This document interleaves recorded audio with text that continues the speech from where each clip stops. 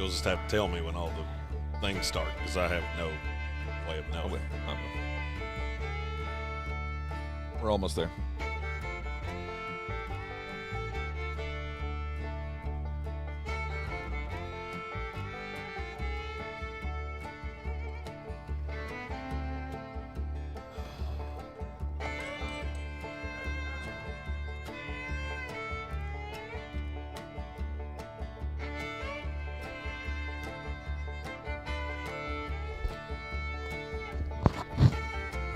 We're going.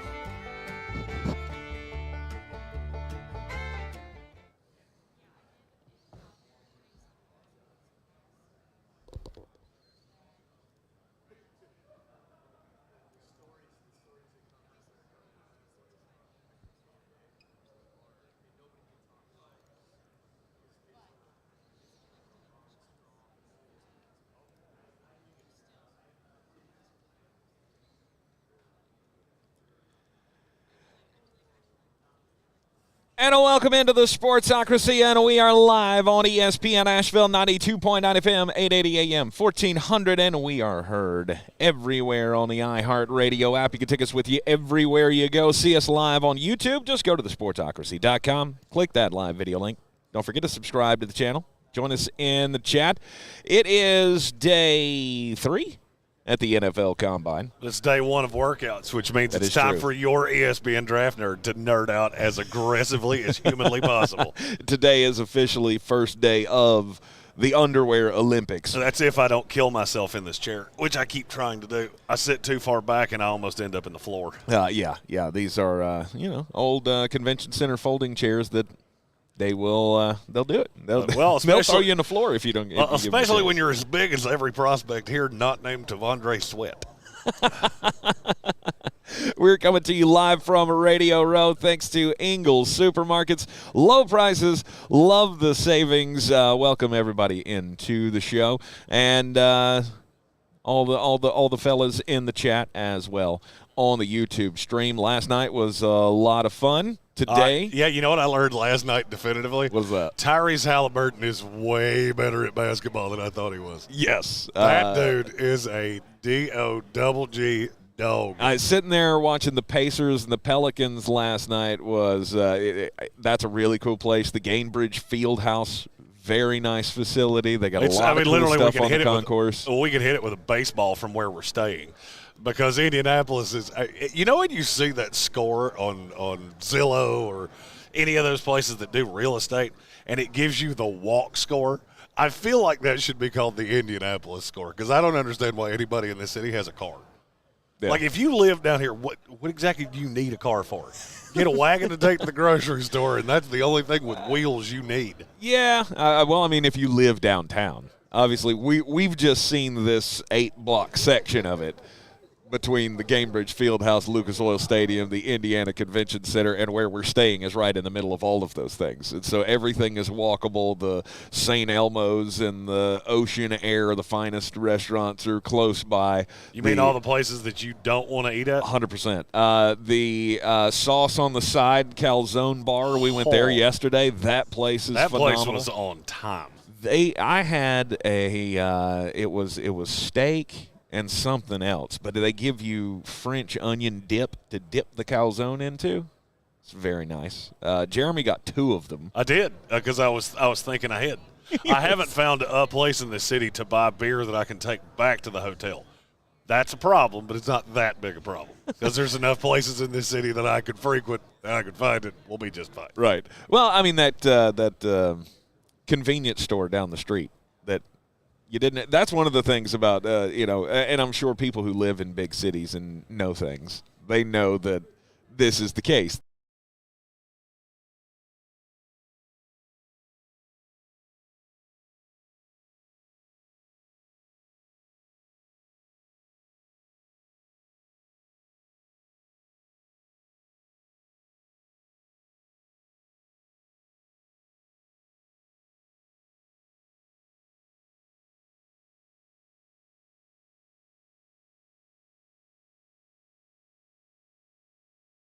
Live in Indianapolis, Indiana. We almost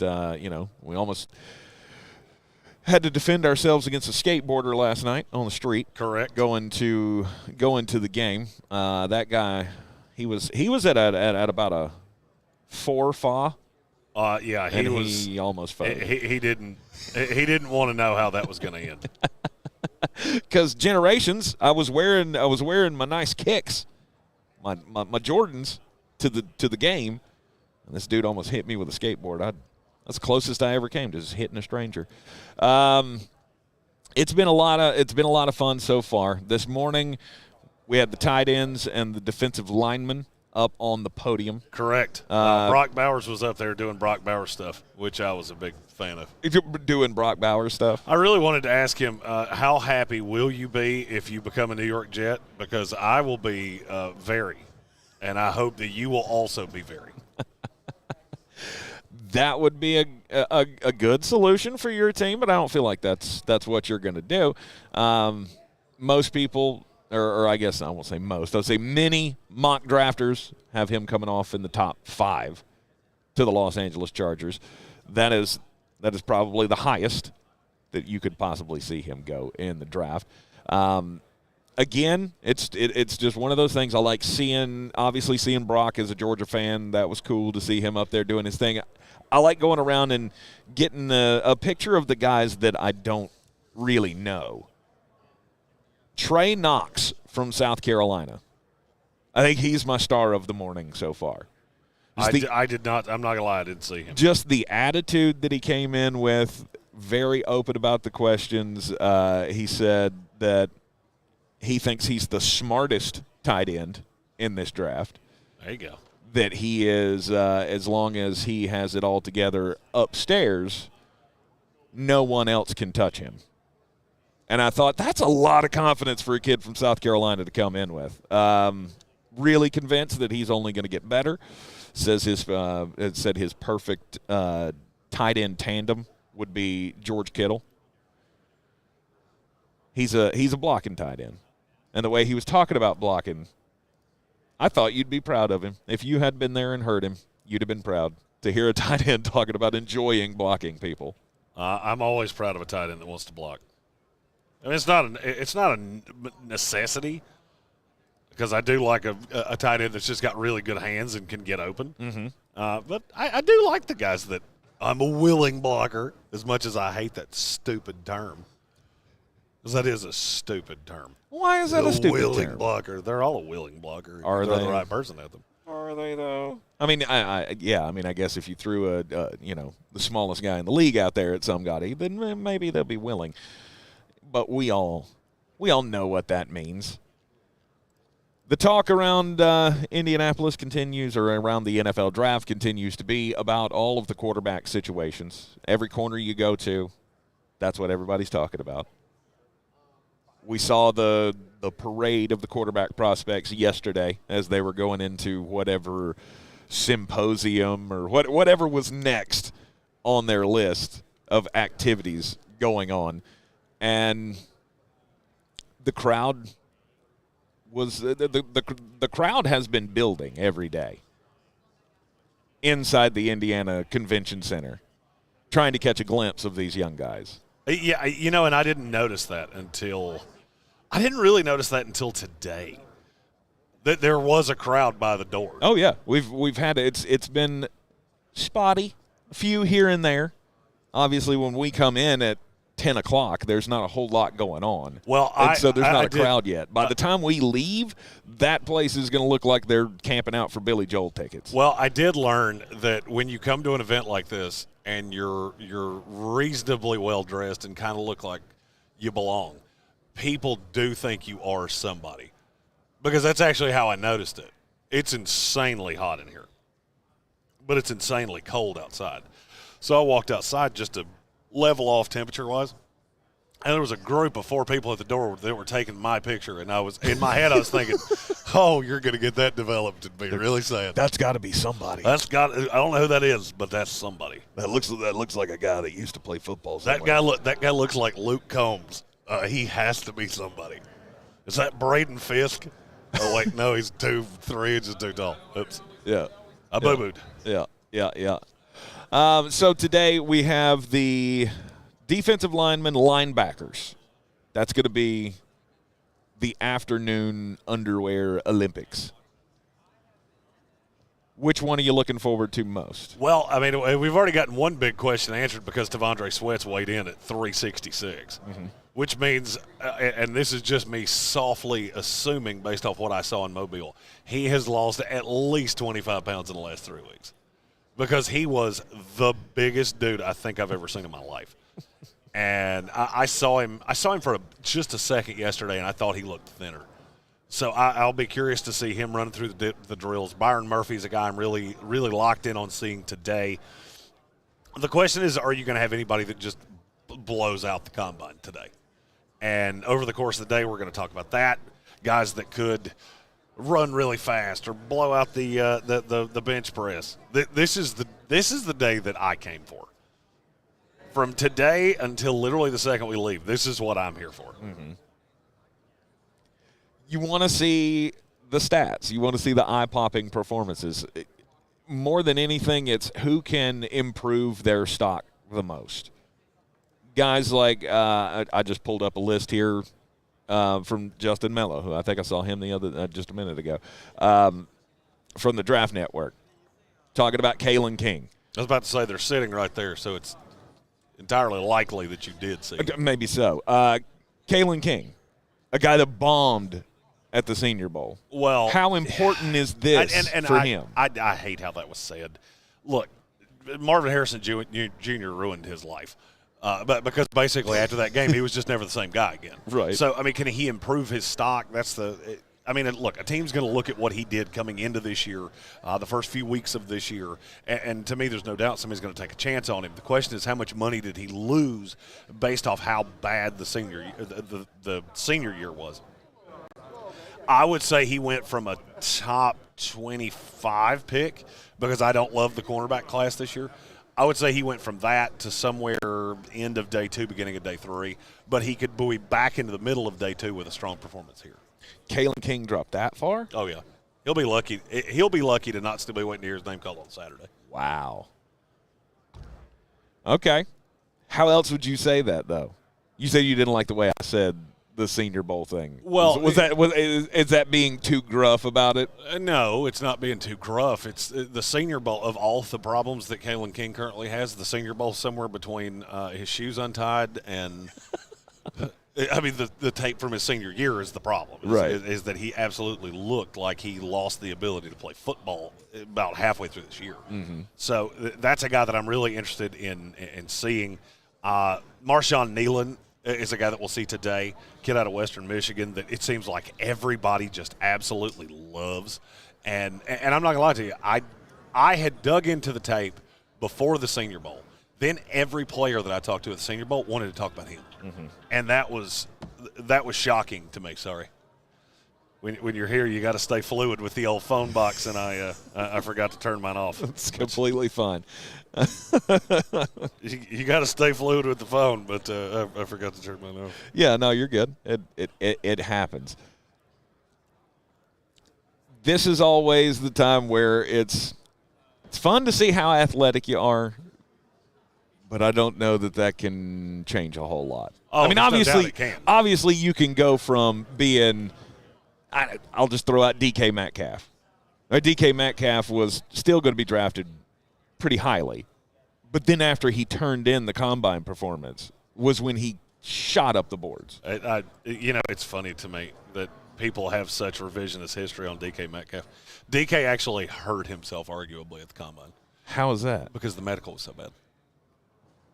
Yeah, he ran super fast, but the reason he went where he went, he should have gone in the first round. The reason he went where he went is because the medical came back.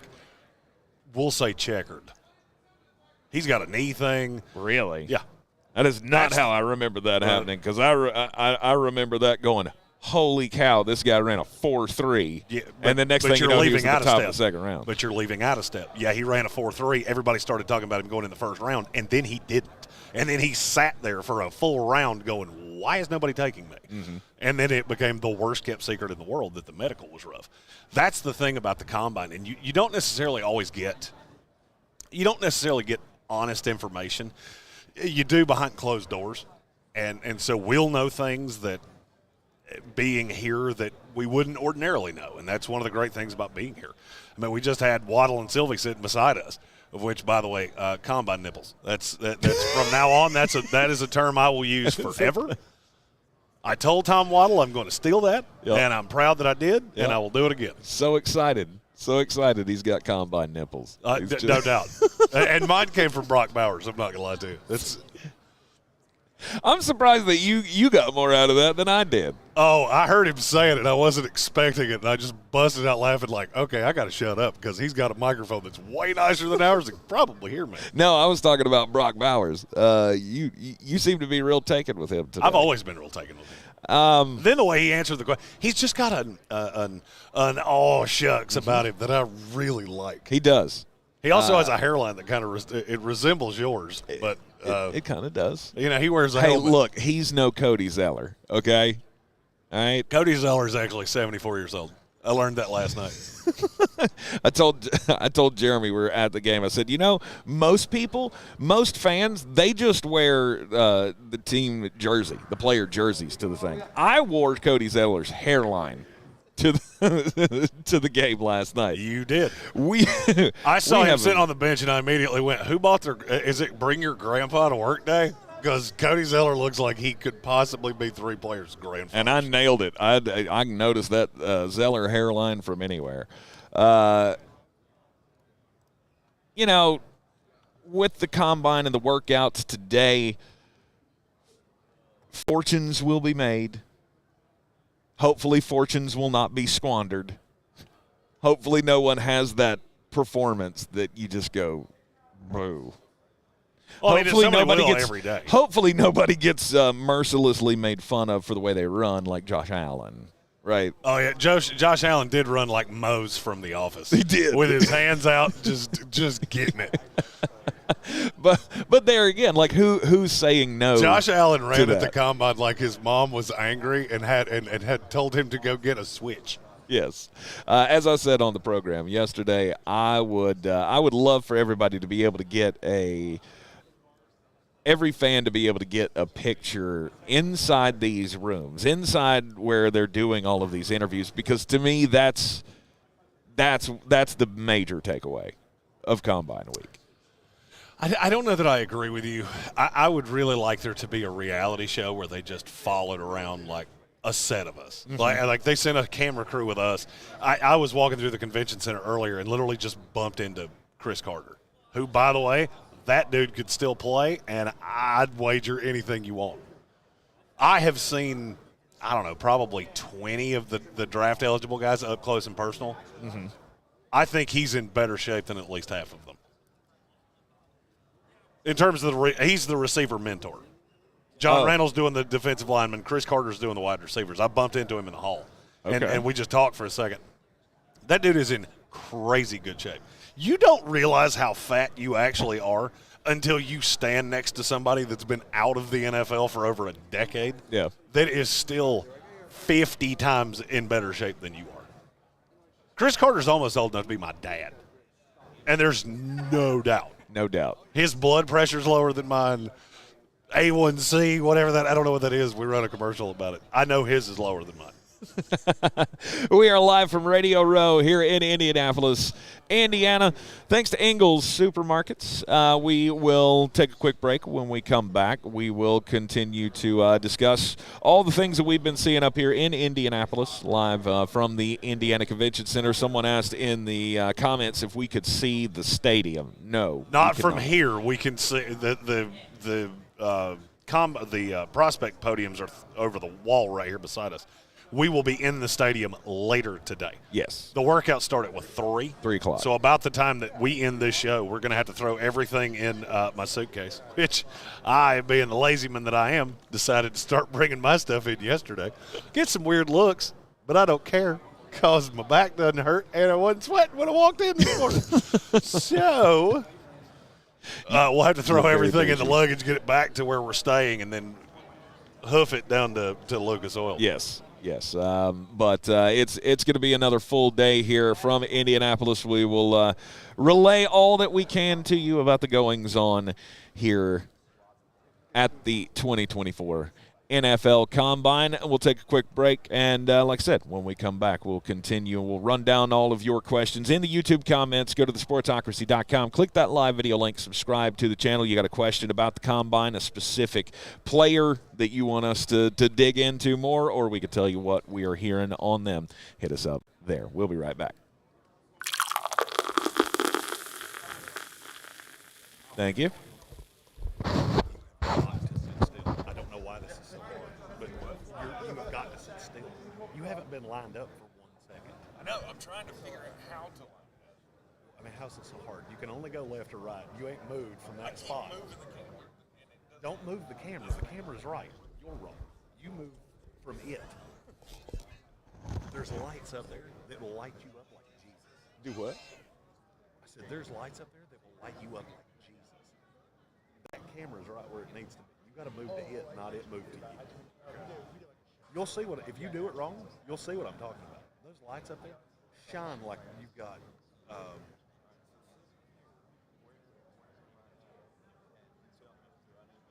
you're in the same spot you've been since we turned this camera on. No, that's what I mean. You've got to go to the right. That's not a mirrored camera. Left. I signaled left, said right. Don't know why.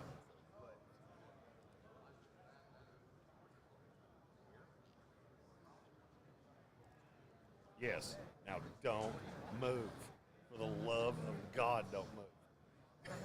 I have been trying to track you down on screen. This has been like trying to drown a cat.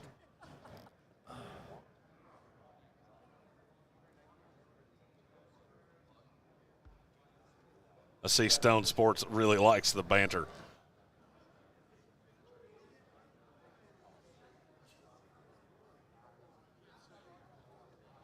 Everybody in the comments is really liking my directions to you.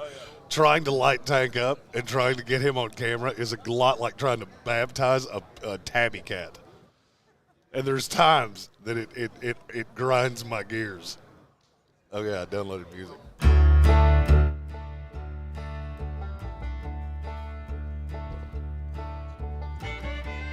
What's that? Ooh. Oh, sure. Thank you. Wow. Fancy.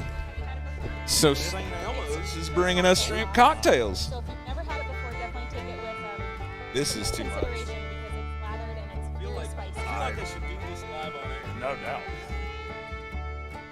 You'll have to tell me when we're live on air because my headphones are not working.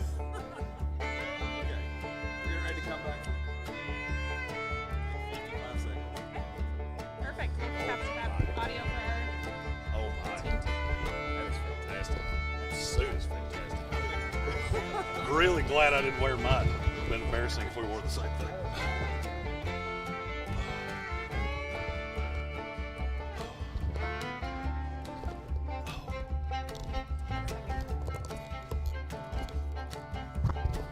All right, here we go.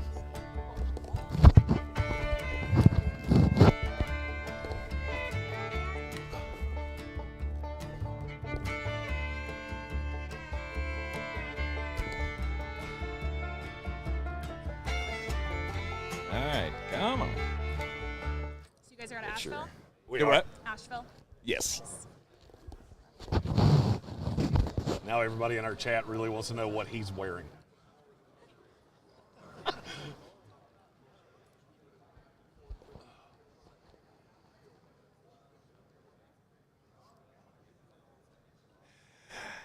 And welcome back into the Sportsocracy. This is ESPN Asheville 92.9 FM, 880 AM, 1400. We are live on Radio Row in Indianapolis, Indiana. And if you know anything about Indianapolis cuisine, you will know the name St. Elmo's Steakhouse.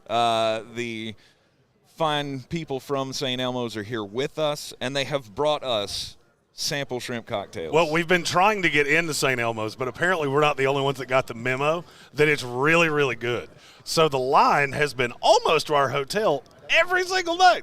But I've wanted this shrimp so bad since we got here. Yes. And so this is the St. Elmo's and the NFL making dreams come true for small little mountain boys. It's where wings take dream. I got it. The The lovely girl in front of me said you should eat that with caution. I'm going to not do that. We're doing this because live. I'm a real big moron, so I'm just going to eat the whole thing. Oh, my. Now, I had been told. Whoa. I had been told that St. Elmo's cocktail sauce will kick you in your face. And there is no lie to that. It is phenomenal. That is awesome. That will definitely open up the sinuses there.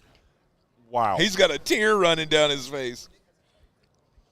It is some intense cocktail sauce. My first marriage didn't hurt me that bad, but good gracious, that was good. Oh, my. I assume that's what the shrimp in heaven tastes like. Oh. There's no doubt I'm not going to lie. You told me don't do that, but I'm an idiot, and I did it anyway. That is so good. That is fantastic. Yes. Thank you to the folks at St. Elmo's. And if you are ever in Indianapolis, you definitely need to do that. And they do sell the and they weren't kidding when they say bottle. jumbo shrimp.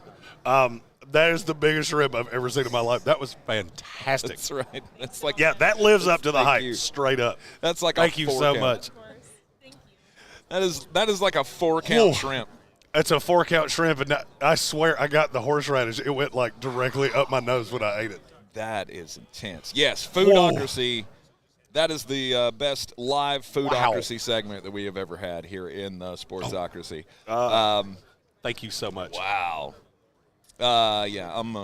I'm gonna hang on to mine because I'm gonna say that. I'm gonna enjoy that during the next break here. I was being the guy that I usually am, which is it's spicy. I can handle spicy. I quit smoking, and now everything's spicy to me. Yeah. I am only familiar with St. Elmo's by seeing them on the Food Network or the Food Channel or whatever. It is nationally known steakhouse. I've heard their steaks are phenomenal, and their shrimp cocktails. I can tell you. Now I've experienced it. Now I want more. Thanks for that. I'm going to have dinner there at some point. Andy wants to know why you ate the tail. There was no no tail. That is the little meaty part that you usually have to leave behind. This is St. Elmo's. They went high class. They know how to do it, and they pull every little piece of that meat out of there. Oh, yeah, it was phenomenal. Colin Greene now wants me to eat 10 more of those shrimp and go run the 40. Oh, wow. Wow, that is so good. So good. That's legit the best shrimp I've ever put in my mouth. Legit. I'm going to have to bring some of that cocktail sauce home for Andy because she just sent in the YouTube comments. We know each other so well. She said, bring me some of that cocktail sauce.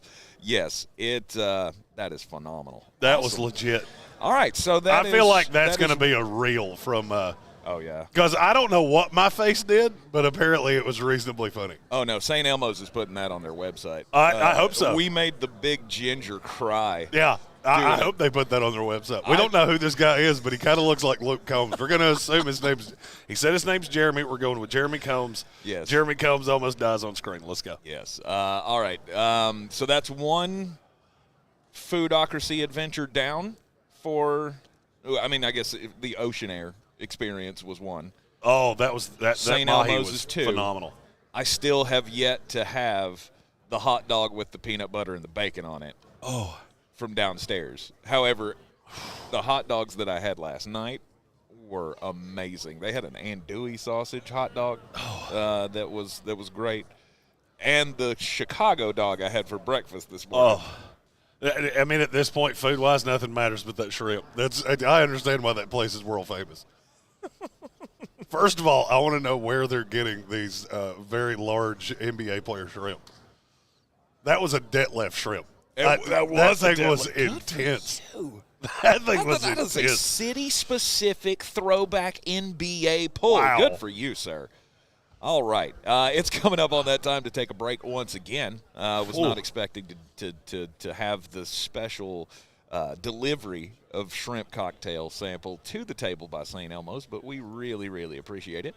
And one of the greatest marketing ploys or moves that any restaurant could do. No doubt. That's brilliant. That's a steakhouse that, based on what I've seen, does not necessarily need the marketing. Nah. But I understand how you've gotten to the crest of the mountain by marketing that way. Yes. All right. So Big storylines of the Combine. Obviously, it's all about filling the needs for your team. Teams are having to make decisions on franchise tags. We've still only had the one with T. Higgins, officially official, correct? I think the rest are just rumors. It's said that Justin Madubuike is getting it from Baltimore. They said he's getting the tag. They just haven't officially put it on him yet. Right, but because they're still trying to work on a deal. The latest news that I've seen, or the rumors out of Tampa, is that Antoine Winfield Jr. is close to signing a long-term deal, so they won't have to use the tag on him.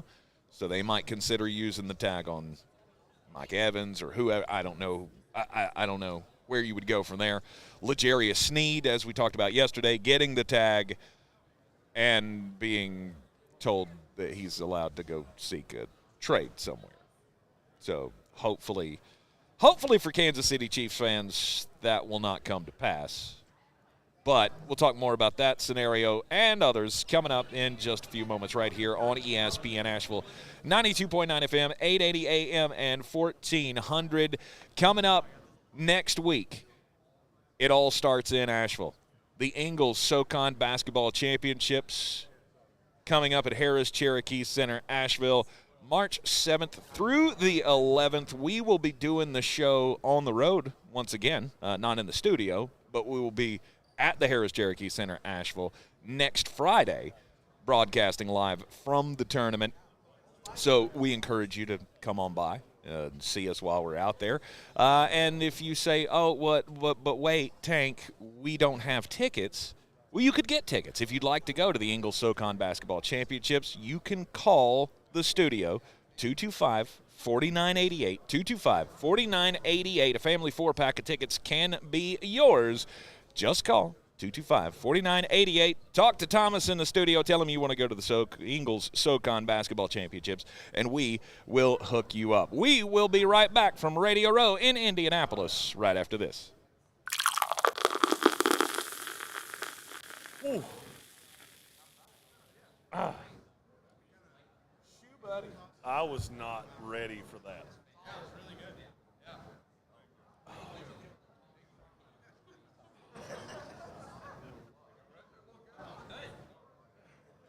Wow. Ooh.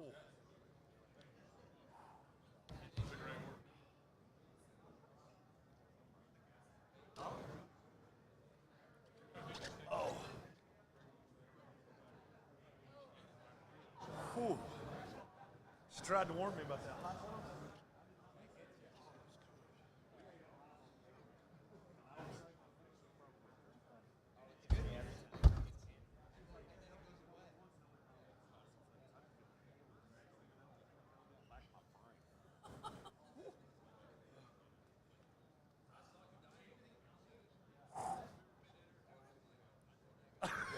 I know what that guy just did. He didn't listen to the warning, did he?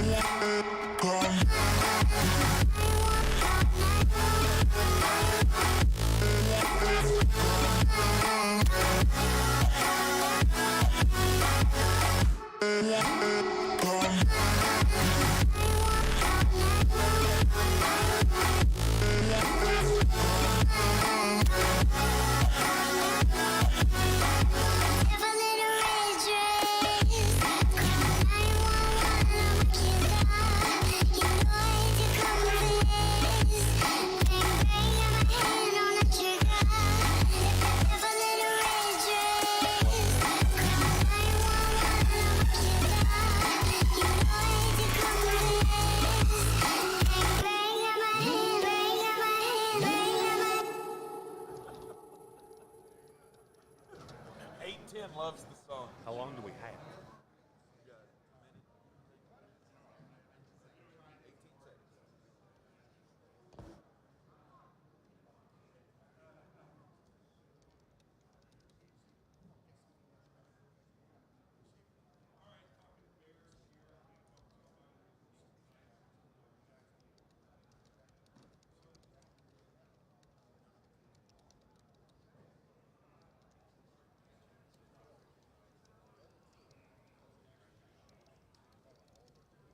We are back live on Radio Row in Indianapolis, Indiana. Make sure my mic's all back in place here after you inhaled that shrimp in the break. My goodness, that you don't have a hair on St. your Elmo's. keister for not doing that on camera. I did it like a man. I did it because I'm a warrior. I took a bite. You took a bite. I ate the whole shrimp. Well, I wasn't going to do that. I mean, I ate the whole shrimp and lived to tell the tale. What up? Can I savor the flavor, make it last? Don't just hork it down. Oh, it was Jeez. good. It was good. That is, I will say, that is the best cocktail sauce I've ever had. So, yes, It's honey, very, very good. I will go get a bottle of it. I will be bringing some of that back with me. And yes, I had hot dogs for breakfast. When I am alone, left to my own devices, there are no rules. Okay? Tank woke up with that glizzy. He had that Chicago glizzy for breakfast. Stop doing that. That is the worst word on the planet Earth. Tank had that Chicago glizzy for brekkie. Let's go. That is my new test for every prospect at the NFL Combine. You need to ask them, do you or do you not use the word glizzy? And if the answer is yes, you are banned from ever playing in the NFL. Nope. I will never have you on my team if you use that word. That's the most disgusting word. I just hope that Dairy Queen figures out that they could combine that glizzy into a blizzard and come up with a blizzard. Let's go. The blizzard. The blizzard. Oh, gross. Sounds like something that would live in Arizona. I have. So I've chupacabra. We call it the blizzard. I have done my part. I have banned that word in my house. My kids want to use that word when we're having hot dogs, and not doing it. But Yeah, the you're getting Chicago dog that I had for breakfast this morning was fantastic. You're getting called a boomer in the comments quite a bit. That is it's a gross word. No, Moist is a gross word. How dare you? How dare you make me taste that shrimp cocktail again? Ugh. Can we talk about sports now? I guess we could. I like giving you the foodocracy updates from Indiana. I'm just curious if anybody else is going to bring some more sweet food around here. That was fantastic. You never know. You never know what's going to happen when you're on Radio Row here at the 2024 NFL Combine. Okay, that was just a bit outside. I had to do this as well. Go ahead and make your joke before I get serious. I can't repeat it. Oh, okay. All right. Thoughts? Oh, I just saw what. I just saw what you did. For today's outside story, it is a sad story. It is a serious story, but we have to. I have to say thoughts and prayers to the Wakefield family. My heart broke yesterday when I saw the story that Tim Wakefield's wife passed away from pancreatic cancer yesterday. Tim Wakefield just died from brain cancer 5 months ago. And just how can one family be stricken so hard at one time? Leave behind two kids, one's 20 and one's 19 years old. An entire family just robbed in the last few months. Can't imagine what they're going through. So thoughts and prayers with the Wakefield family today. Jeremy, do you have an outside story for us? I do. Did you know that NBC and Fox aren't going to be the only people broadcasting NASCAR next year? Really? Apparently, Amazon has jumped into the foray. Okay. And they have a new name that's going to be the face of their coverage. If you had to choose one person to voice and face your coverage, who would it be? Who's the most identifiable face and voice in NASCAR? Jeff Gordon. He's a good answer. Who would be 2? Darrell Waltrip. Well, Darrell Waltrip's 143 years old. Dale Earnhardt Jr. is the right answer here. Okay. He's the new voice of Jr.? Amazon. Okay. He is leaving NBC to go to Amazon. I like it. I can't believe you'd let him get out of the building. Well, and I know somebody that's a NASCAR person is going to go, oh, we don't like listening to him commentate. You don't have to. You don't have to. no, you could mute it, I guess. Well, no, that's not even Is the that point. your- You just gave yourself some actual cred before you've done a race by bringing in the biggest name in NASCAR, because I would argue he's the biggest name. Absolutely. And that's probably what the play was. Amazon was, we want the name. We'll give him a boatload of money. You can come be our star, and you don't have to play second fiddle to whoever is going to be on the and what's their share of the season? Is Amazon going to be a year-round? Are they splitting it into thirds now? Or I don't have the schedule breakdown, but I do have the breakdown of who gets what. because that's the thing that always irked me. So the deal is for $8 million. Mm-hmm. Fox still has the first 14 races of the season. But instead of going to NBC, the next 10 races are on Amazon Prime or TNT. Okay. And he'll be on Dale Jr. will be on TNT as well. I think you've already won. Yes. That's my philosophy. Amazon, look, I know a lot of people give Amazon crap. Amazon does things nicely. They're not afraid to spend money to at least legitimize a product. I can't tell you they do everything correctly. Nobody does. In this game, when you have that money, why would you lose any battle? You shouldn't. You shouldn't ever. Right. You should Why, never lose if a you battle. want to be a player in Major League Baseball, what would stop you from doing that? If you want to be in What, being and I don't know if a they do. player in Major League Baseball? Yeah. Well, I mean, the fact that half of your fans still use the telegraph, that would be the thing that well, if they want in, they can get anything that they want. the fact that 4 of your greatest living legends still call televisions the moving picture box. I could do this for a while. I'm sure you could. I'm sure you could. Let's see here. We are. Oh, that's just an update on credentials. Okay. Today, on the field, Lucas Oil Stadium. What's next? T'Vondre Sweat, you've been talking about him for 5 days. Well, I mean, today's the day you finally get to see him out there and running the drills. yes, and I'm very curious to see him. Him weighing in at 366 is a big deal because that's a weight he can play at. That's a weight that a lot of guys in the NFL played at. The thing that got me with him was, why did you not weigh in Mobile? Why did you not tell us why you weighed in Mobile? Because then you it's almost like me and the Illinois tight end, hashtag birds aren't real. It's a brotherhood. We know the truth. We're trying to convince you of it. But you start the conspiracy theory of, well, he was 400 pounds. Look, I stood right next to him. I couldn't tell you if he was 380 or 400 pounds. I don't know.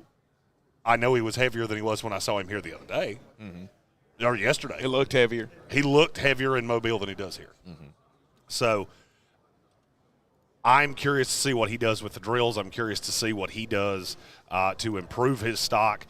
Other guys that I'm really curious about today, because the correct me if I'm wrong, the schedule today is the defensive linemen start. Yes. And then we go linebackers? Yes. Okay. So So edge rushers and all that, I guess, that's Yes. all today. So, I mean, I'm just looking up and down the list of guys. Marshawn Nealon, who we talked about earlier, definitely one. Braylon Trice is a player that there seems to be no real consensus on. A lot of people like him, but there's a lot of people that are in like with him, not a lot of people that are in love with him. And I'm always really curious to see how guys like that work out. In terms of guys that could break the quote-unquote break the combine, Javon Solomon. You want to know a guy that I'm really intrigued about today because I think he could run dumb fast. Javon Solomon could run a sub 4.40 today, and it wouldn't shock me at all. I could see him in the 4.3. Now, he's a smaller guy, I mean, he's only 6'2", 240, I think. I think he weighed in at 242. But he can absolutely fly. And I can't wait. It's our first time here at the Combine. We get to see all the workouts. It's the best day. It's the best day ever. Cedric Gray is another one that I'm looking forward to seeing. Obviously, the North Carolina connection. But we said Peyton Wilson yesterday was up on the podium talking about how he wanted to break all the combine records, or he just wanted to prove that he was the most athletic linebacker to ever come through the combine process. Is he really that much of a freak athlete, who Peyton Wilson?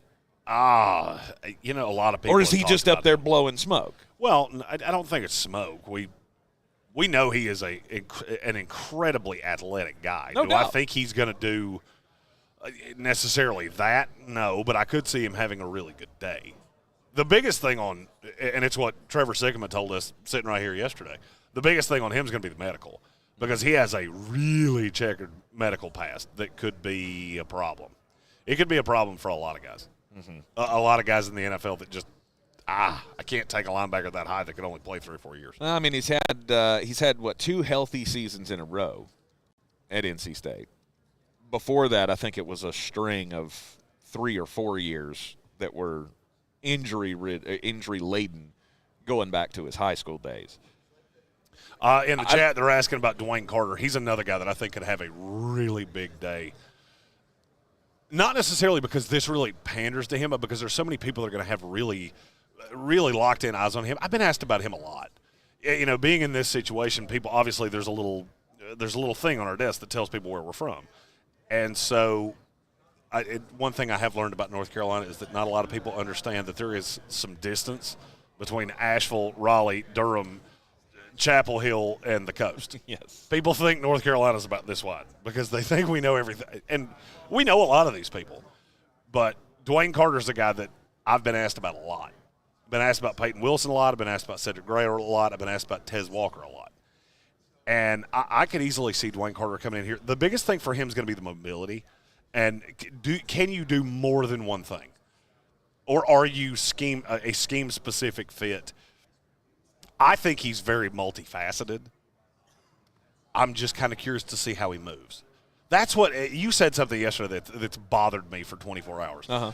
That you don't really glean a lot from these drills. No, you do. If you didn't, we wouldn't do this. Mm-hmm. So the fact that I can see somebody like Dwayne Carter and see how he moves laterally and see if he's got the burst and see what the 10 yards look like, just to see athletically what is it within your purview. It doesn't necessarily mean that I look at him moving out of this going, he can play 1-3-5 technique.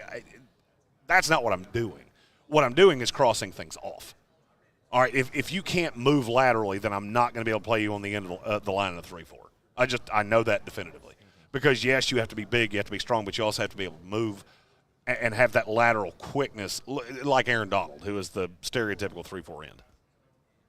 I can more cull what you can't do from a combine workout than realize what you can do, if that makes any sense. Yep. Patrick Holt says he hopes Peyton Wilson shows out. I don't think there's any doubt that he's going to.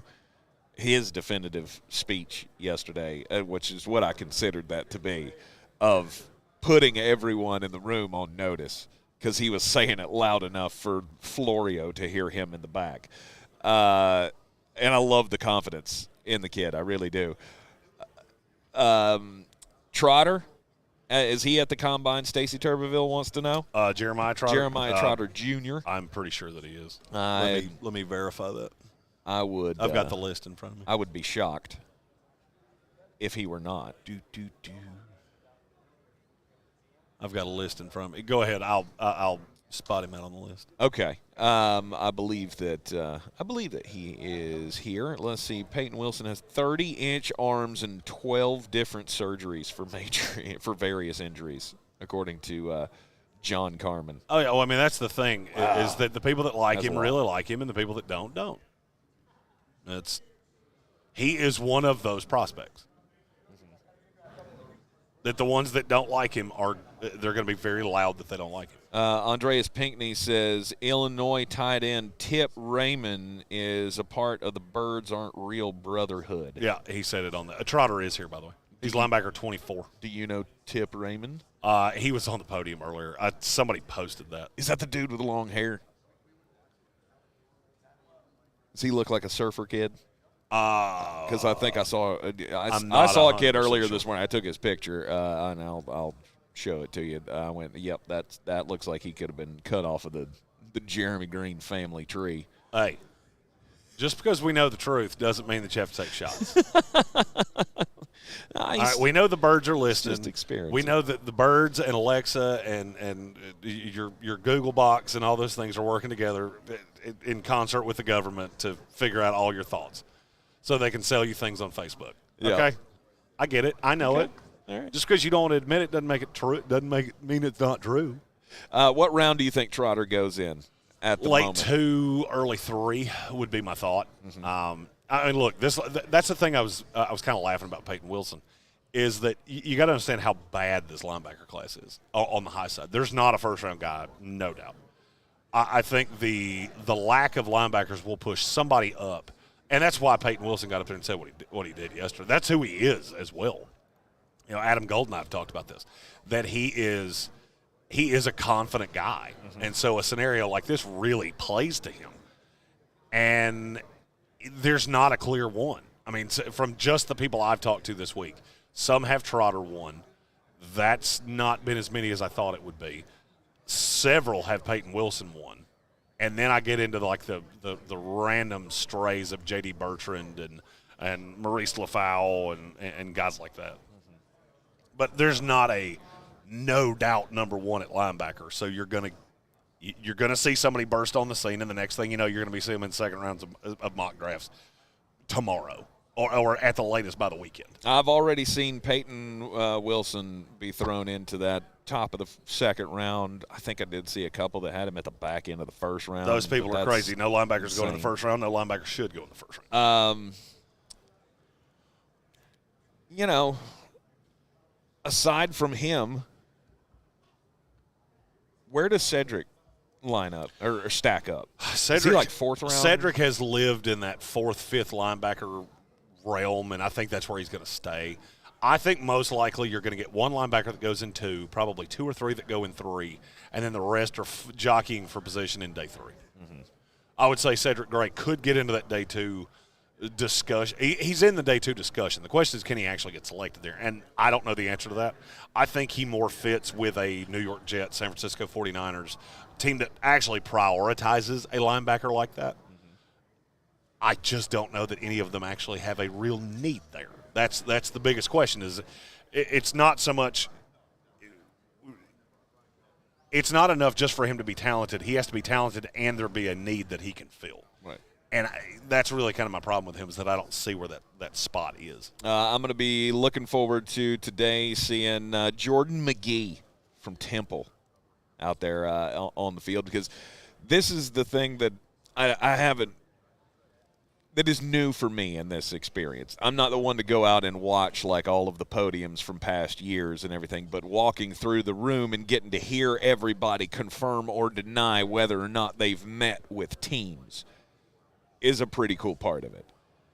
And so Jordan McGee was up on the podium yesterday talking about how he had met with the Tampa Bay Buccaneers and he was really excited about playing in the Todd Bowles scheme. And so that has endeared me to some of these guys, to see who's going to be the next star for your team. Well, I mean, and that's really what the Combine's all about, at least from the media side, is we're putting a face to a name. Yes. These guys are – it's like playing video games as we're doing the eval. You know, you're watching guys that are faceless. They got a helmet on. They got a helmet on, they got a number, and they got their name on the back of their jersey. We don't have an emotional connection to these guys. That's one of the reasons that you get scouts that can say things that are maybe a little harsh, because to us, you don't have that face to the name. A lot of things change here because you meet guys and you start to really like guys and you start to – I've been told this for years, and it's absolutely happened to me since we've been here. You're in the Sportsocracy. It's ESPN Asheville running up on the top of the hour. We'll take a break when we come back for the next top of the hour. We'll continue the breakdown for here from Indianapolis, live from Radio Row inside the Indiana Convention Center. The Sportsocracy on the road thanks to Ingles Supermarkets. Low prices, love the savings. We'll be right back.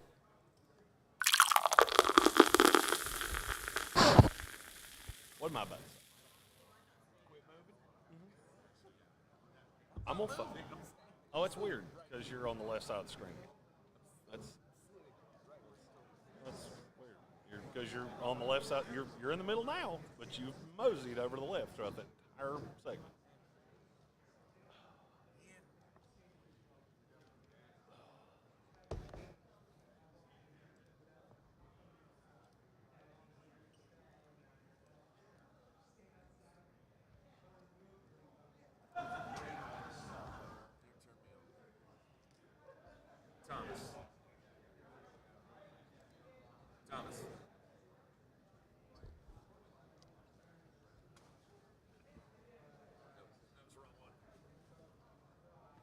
Hey, Thomas.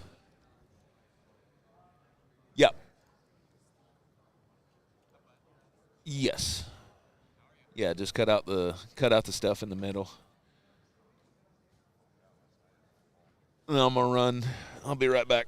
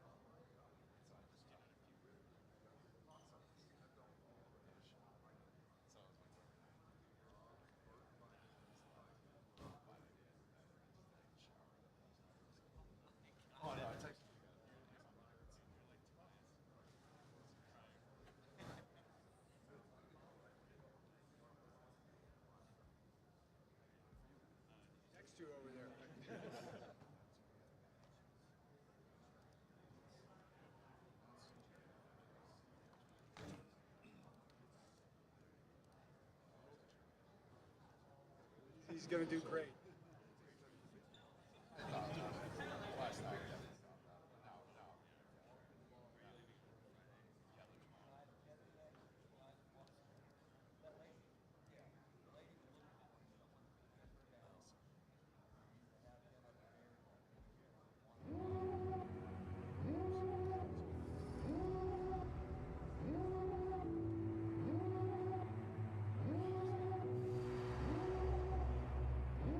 Devil in a red dress, call 911, I'm a killer. You know I hate to confess. Bang bang, got my hand on the trigger. The devil in a red dress, call 911, I'm a killer. You know I hate to confess. Bang bang, got my hand, call.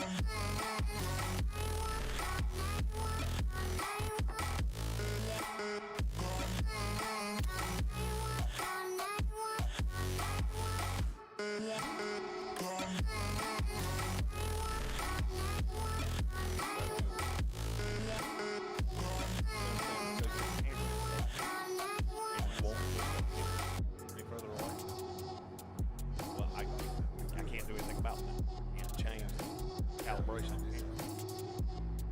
You have literally 3 inches on each side. You can't move at all. I can move a lot. But my computer's so far away from me.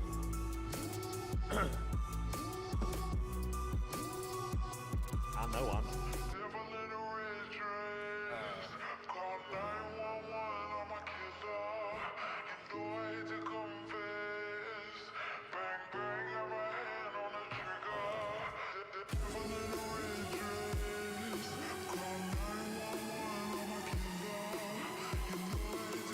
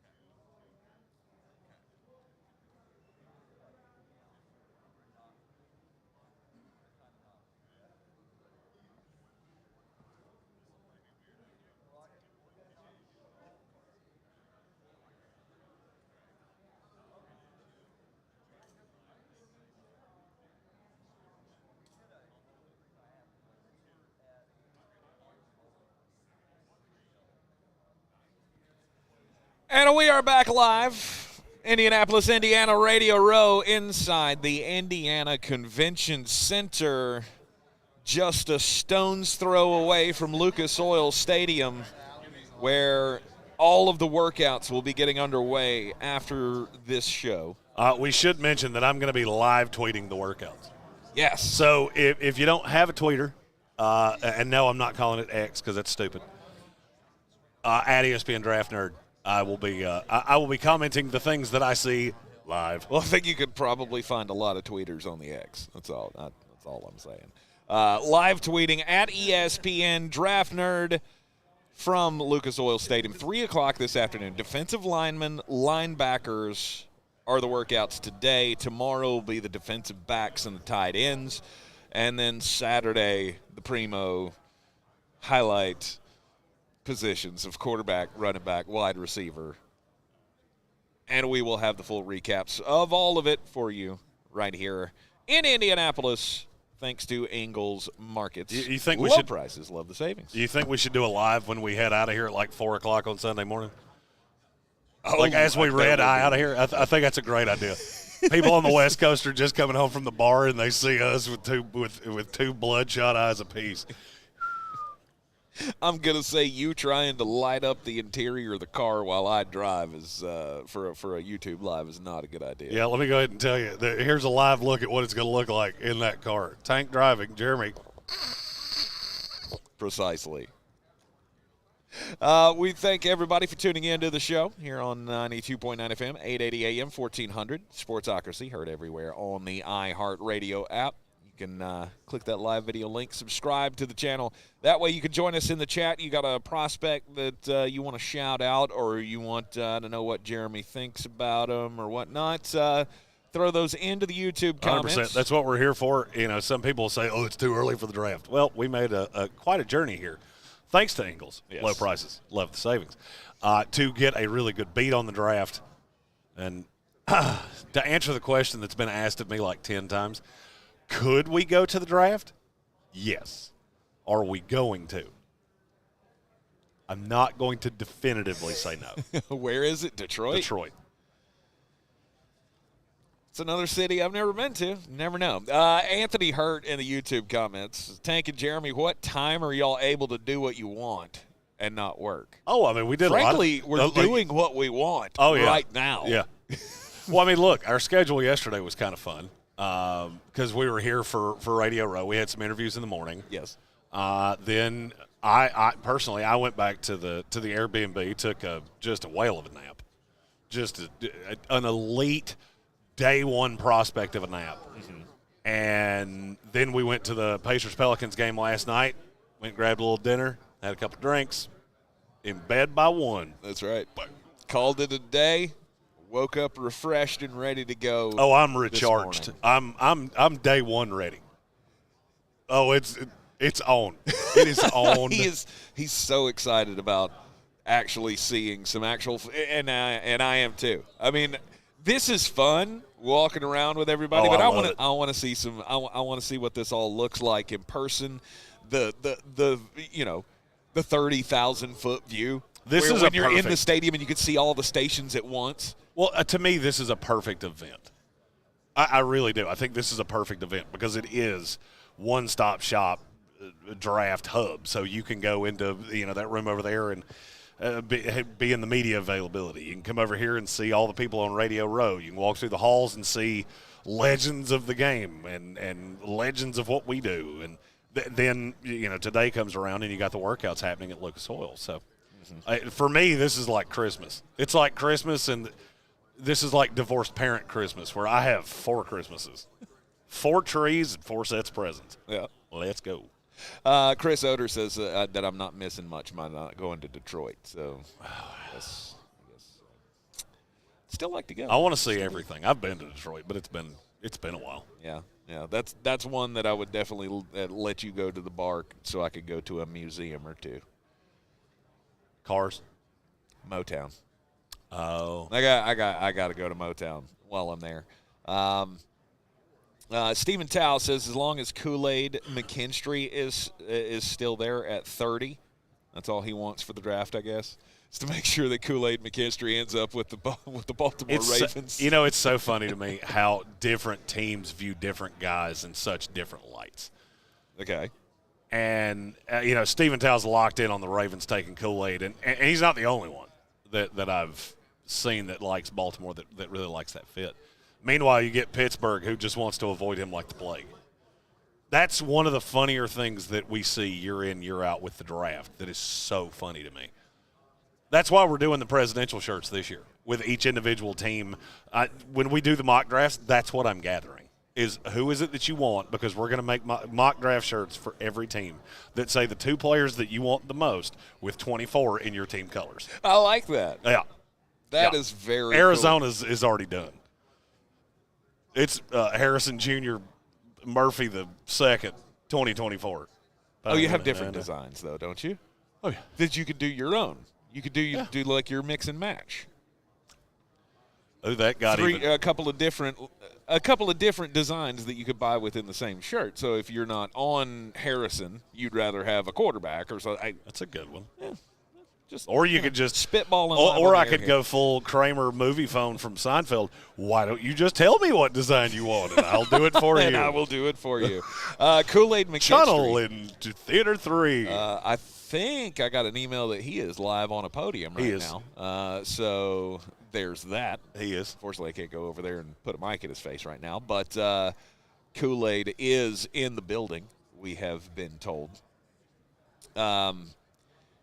Yesterday, seeing the quarterbacks out of their pads, just walking around the hallway, it is a different way to see these guys. Oh, no doubt. Because you don't really get to see on television how big they are, how tall they are, in terms of the generation to you, right, or comparison to yourself.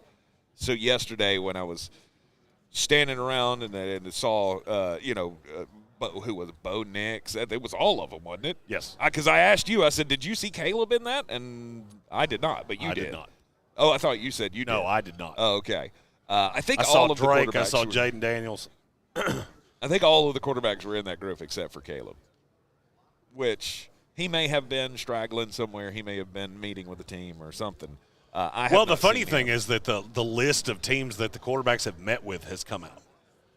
And it's a lot of the ones you would expect. Mm-hmm. Obviously the Bears, obviously the Commanders, obviously the Patriots.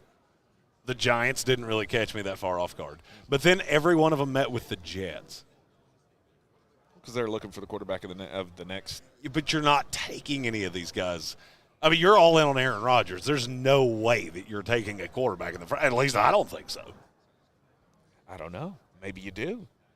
Maybe Joe D's got something up his sleeve. I don't think you're going to have access.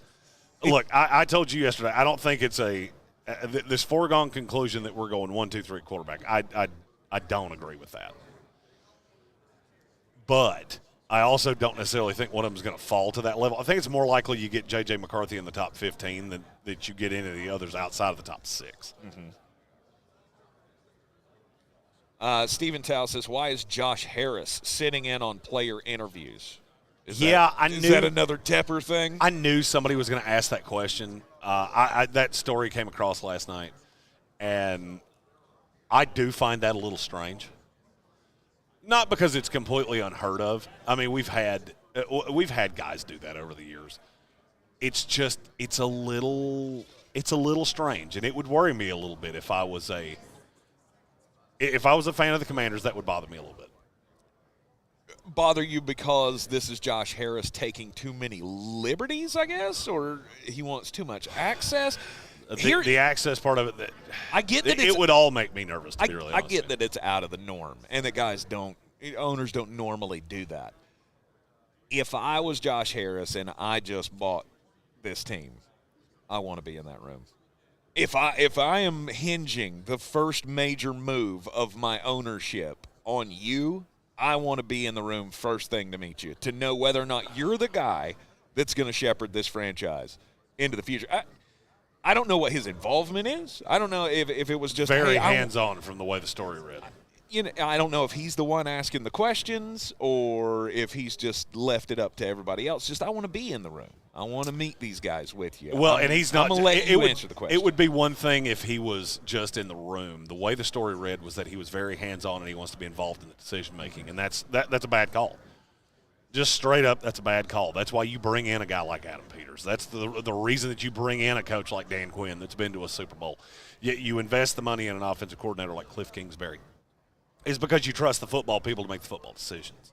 Josh Harris is not a football guy. And I'll be honest with you, the thing that would scare me is this is exactly the story that came out allegedly from Ben Johnson of these guys think way too highly of their football acumen. Mm-hmm. They're not football guys, but they want to act like they are. Right. That would terrify me after I see this story. It should terrify you knowing what you came from. You went from a horrific situation with the last owner that could not have gone worse. And now you have this guy. Maybe you shouldn't be so hands-on immediately. I guess I could see it from both standpoints. I get why Josh Harris wants to be in that room. There's one thing about wanting to be in the room. There's another about actually doing it. Mm-hmm. You can want to be in the room all you want to, but the minute that you start involving yourself in this, I don't love it. I just don't. Yep. We do tend to blast all of the owners that have way too much of a spot in the hands-on day-to-day workings of their team, correct? David Tepper, Jerry Jones. It's just you know what? It doesn't tend to work out well. I was about to say, you know what all those guys have in common? They haven't really won much since the league evolved. No. I don't want my owner to be hands-on at all. In fact, apparently I want my owner just to be completely absent like Clark Hunt. Hey, I mean, because apparently 31st in the NFLPA rankings and first in the standings. I'm okay with that. Number one in my heart, Tom Waddle says. That's right.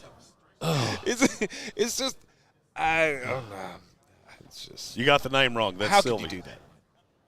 Do what? Said you got the name wrong. I don't want another Tepper situation, and I feel like that's where this could lead. But who knows? We'll see. We will see. It is the Sportsocracy. We are live on Radio Row here in Indianapolis, Indiana, live from the Indiana Convention Center. We got a question in the comments about Junior Colson. And that's really what we're doing here. We want you to ask questions. We're trying to give you the experience as though you were here. So these shows do sound a little different than we usually do, but that's what we're here for. Yeah. We want to know what you want to know, and if we don't know it, we'll go find it for you. Curtis Davis. Jeremy, your thoughts on Junior Colson and what round and team fits him best? I wish he was more instinctive than he is. For those who don't know. He's a linebacker out of Michigan, 6'3", 245. Thank you. I wish he was more instinctive. I wish when plays open up and it's very obvious, he may be the best linebacker in this class. The problem is that he doesn't always sniff out the play early. Sometimes he's read and react, but he's not reacting as quickly as I want him to. But, man, if he knows what's happening and he can diagnose it and he can discern it, he may be the best linebacker in this class. As for what team do I like him the best with, I want to get one of those flow teams, the Baltimores of the world or what I'm kind of looking for, that I don't necessarily need you to diagnose. I just need you to react because he does that well. It's just his discernment of plays leaves a little bit to be desired for me. Okay, you got a player you want to know about, you want Jeremy's thoughts on, throw those out in the YouTube comments here. Chris Oder says, who do you see as the next DJ Reader? I.e. later round defensive tackle, nose tackle with a lot of upside. Say that one more time. Rich Eisen just walked by us, and I got a little awestruck. I'm not going to lie. He said, who do you see as the next DJ Reader? A guy who's like a late-round nose tackle with a lot of upside. I mean, I'm not going to lie to you. I don't love the class, and I'd be lying if I said I did. There are a few guys that, I mean, obviously you know that I'm just drunk in love on Tavondre Sweat. So a later round guy that could be that. I mentioned Dwayne Carter earlier. I like him. It's a different role, though. If you're talking about DJ Reader, you're talking about the guy that can come in and just be an absolute run stuffer off the jump.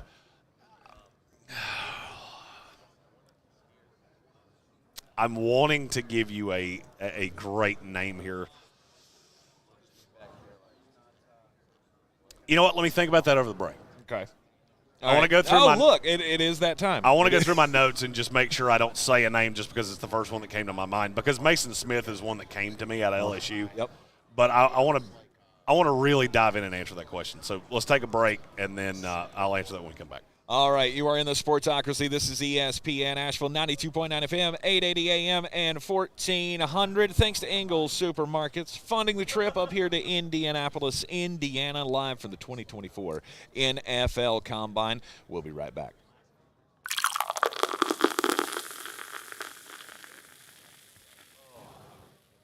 Thank you, sir.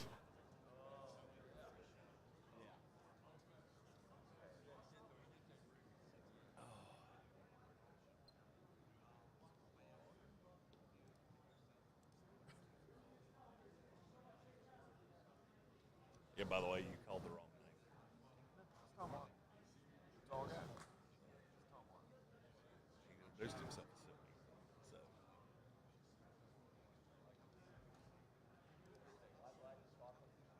Because his name caught me off. Or no, wait a minute. Do I have this backwards in my head?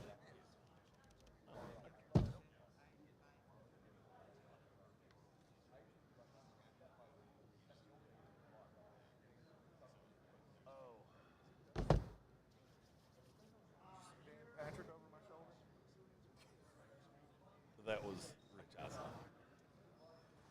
I was trying to figure out who that was. And I was like, what? I was trying to figure out who that was. I couldn't see his face till he got real close to me, and then I got a little awestruck. I said I was trying to figure out who that was when they were talking to him, and I couldn't see him from afar. And then he got real close, and I went, "Holy shit, that's Rich Eisen."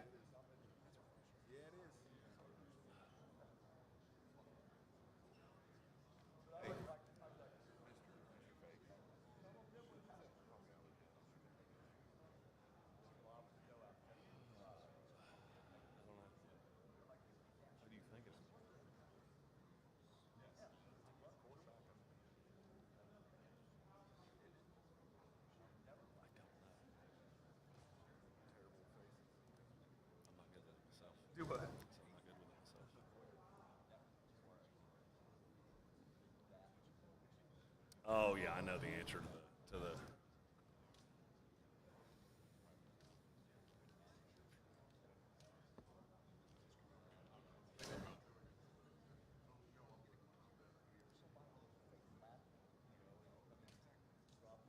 How long we got? How long we got?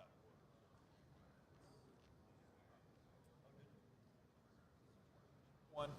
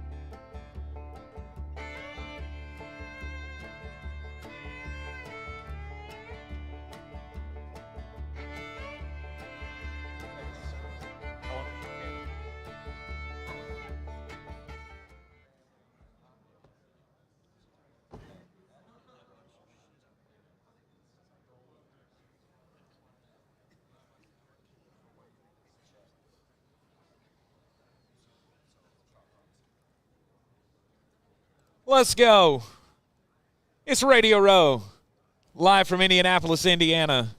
Yeah, that was Rich Eisen. That was Rich Eisen. I'm not going to lie to you. Man. I got a little awestruck for a second. I had been looking at him trying to figure out who is that and why does he look so familiar? Because I can't see that far away. Right. Then he stood right beside Tank, and I almost said a bad word on air. Like, that's Rich Eisen. That you did. That you did. It's always amazing to me to over the years we get to experience new things with each other as a broadcast team, and so to see how Jeremy reacts to something like that in real time is just it's a lesson of don't turn your head too quick or you're going to get whiplash. You know what's funny is that I don't respond that way to players. I never get that awestruck by players. No, it's always the media. I people. get awestruck by the media guys. Mm-hmm. Mm-hmm. I mean, if it's a great player, like an all-time great player, like Chris Carter. You saw Chris Carter this morning. I did. And he was a super nice guy. I have run into, Rondé Barber, not here, but at Bank of America Stadium before. Like, it'll get a little butterfly, but I have never been more intimidated than to be, like, in the room with Rich Eisen and even Mike Florio and just all of the guys all at one time. It's just crazy. We are live from Radio Row, Indianapolis, Indiana. It is. Did they have sports gambling here? Does Indiana or is Indiana up on the times? I don't know the answer to that. I mean, like the rest of us. I mean, because honestly,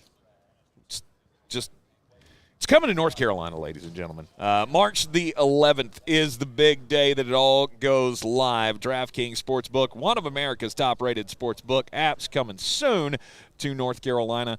March 11th, it won't be long until you can bet on the same game parlays, money lines, and props right here in North Carolina. With DraftKings, they've got the best features like odds boost and live betting, social betting groups. Yes, we will have a Sportsocracy betting group where you can make your wagers every day. We can share them amongst the group. We can make fun of each other. We can see our big wins, see our big losses.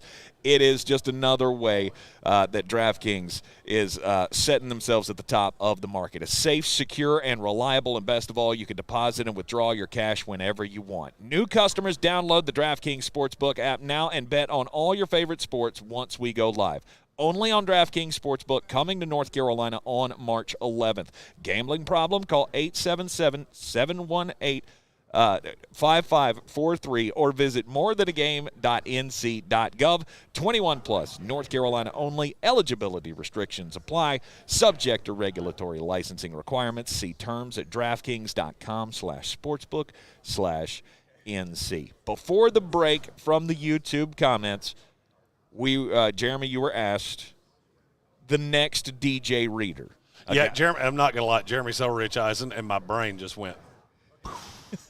Late round guy that could have major upside as that run stuffing nose tackle. I got a couple actually. One of them is close to our hearts. Miles Murphy from North Carolina is a guy that I like a lot. I don't know that he'll ever be big enough. I mean, he's a big guy. He's 6'5", 310.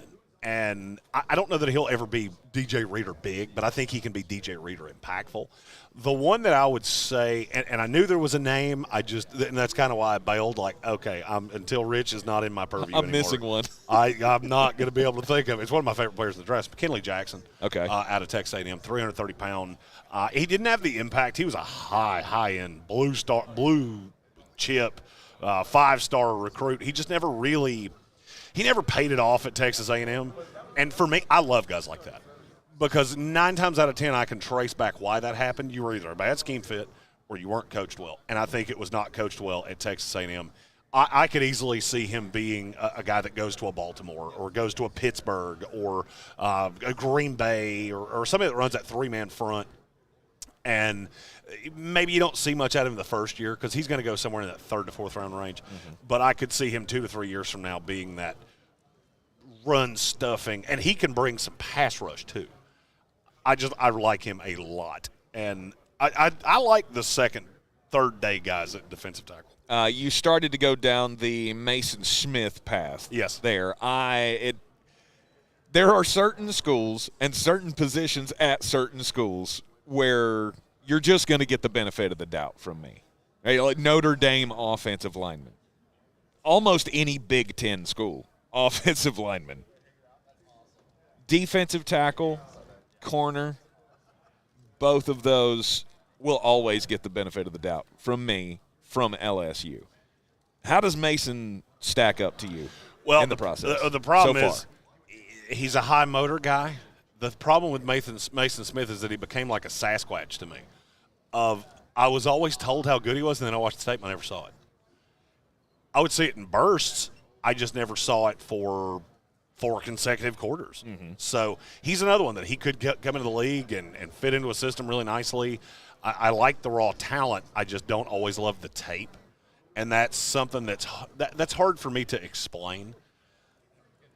That, yes, there are plays that I like, and if he ever turned a highlight reel into a consistent effort, mm-hmm. then I would really like it.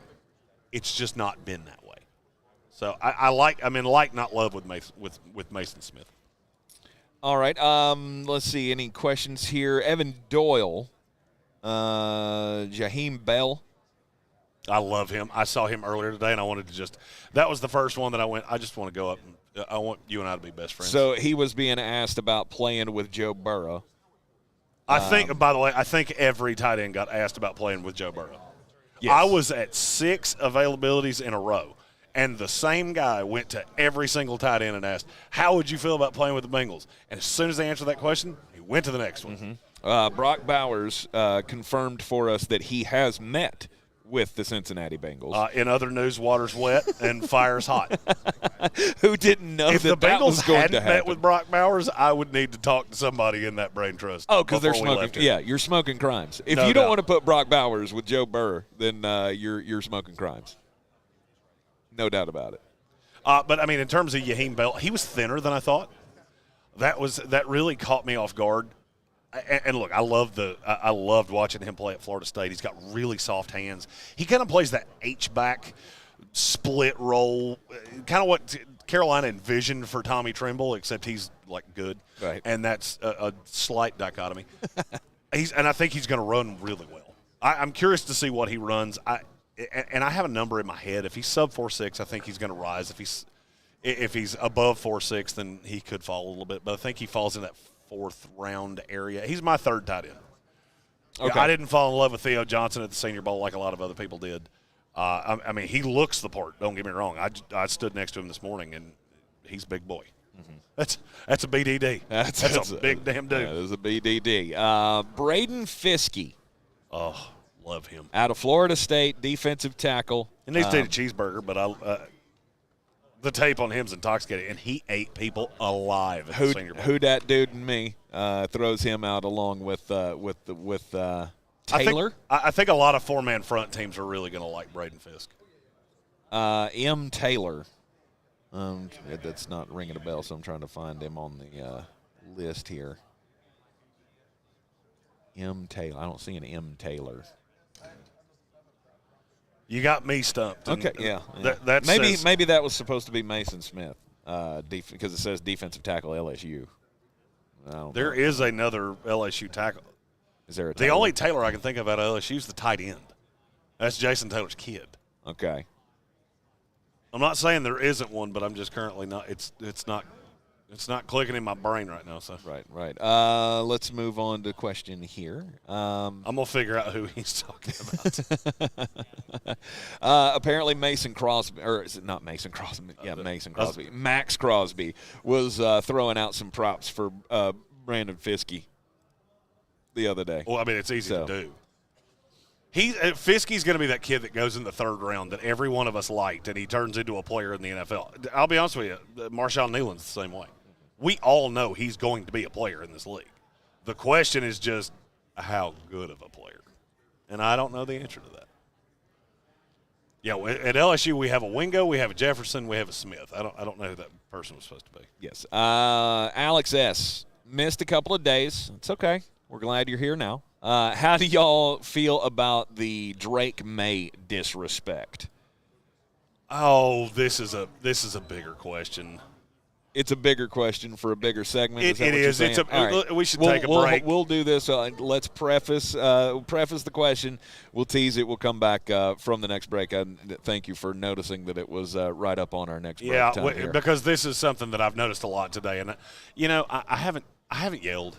I haven't let Indianapolis. I haven't let them see. I haven't let my mullet flag fly, and it might be time for me to do that. God. The Chicago guys are going to be very entertained by this. I love the Chicago guys, and I love all of their I need stuff like that. I want a table skirt like that with all Asheville things that just says, like, I hate hippies and beer. Hippies and beer. That's it. Hippies and beer. That would be all over our swag. You're in the Sportsocracy. This is ESPN Asheville. 92.9 FM, 880 AM, and 1400, coming to you live from Radio Row at the 2024 NFL Combine. We'll be right back.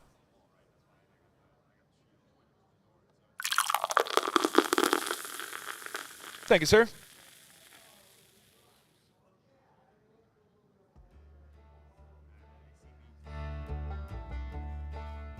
Yeah, when we remember. Yeah, thanks. Water fountain.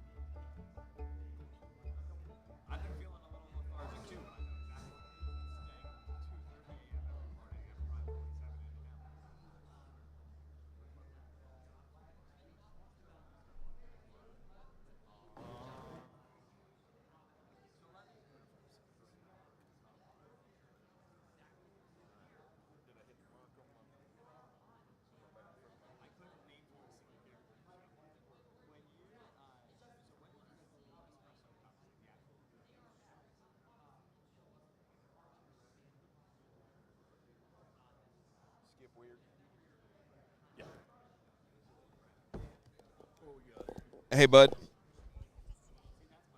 Let's skip weird. Just do regular. Come back here.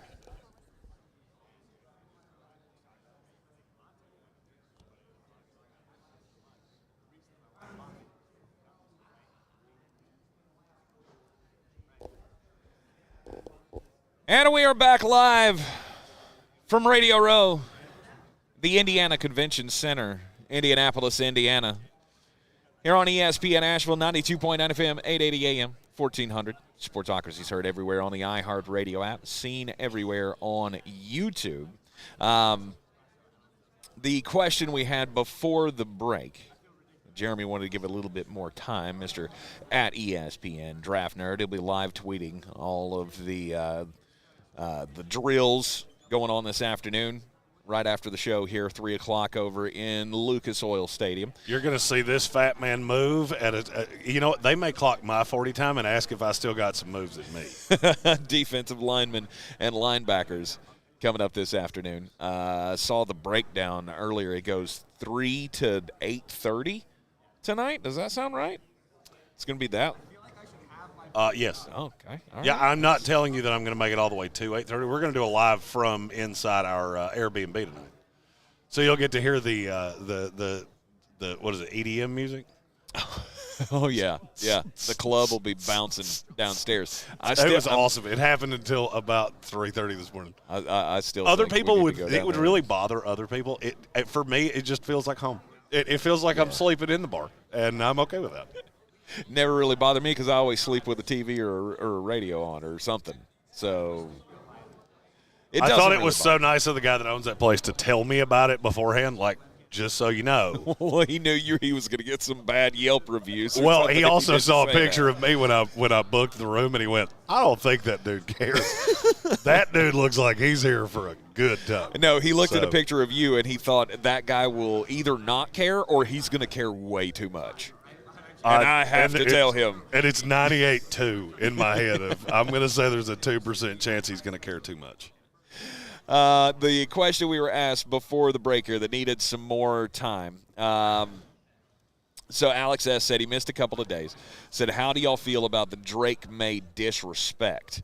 Jaden Daniels marching up boards, Bo Nix, love for no reason. People are stupid, says Alex. Well, the question I guess that I have to ask is how honest do you want me to be here? Because here's what I had an interesting discussion earlier today with another media guy, and we were talking about another quarterback, and it's a quarterback that I like, don't love, and we were talking about the issues that guy had in the city that he was in. And what he told me was that he's just not very interesting. He's not an interesting guy. He doesn't make headlines. He doesn't make waves. And so fans really like him, but the media guys are not in love with him. Mm-hmm. And he's entrenched as the starter, but it's not always that much fun to cover him. And I think that's where we're getting with Drake May.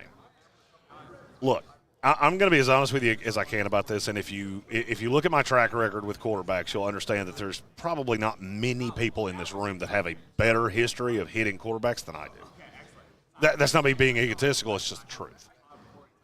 I am looking at Caleb Williams going from a sheer talent standpoint. I understand why everybody's in love with you. I do not understand why people are comparing you to Pat Mahomes, other than the fact you throw balls at a different arm angle, and that's something we haven't seen a lot of people do.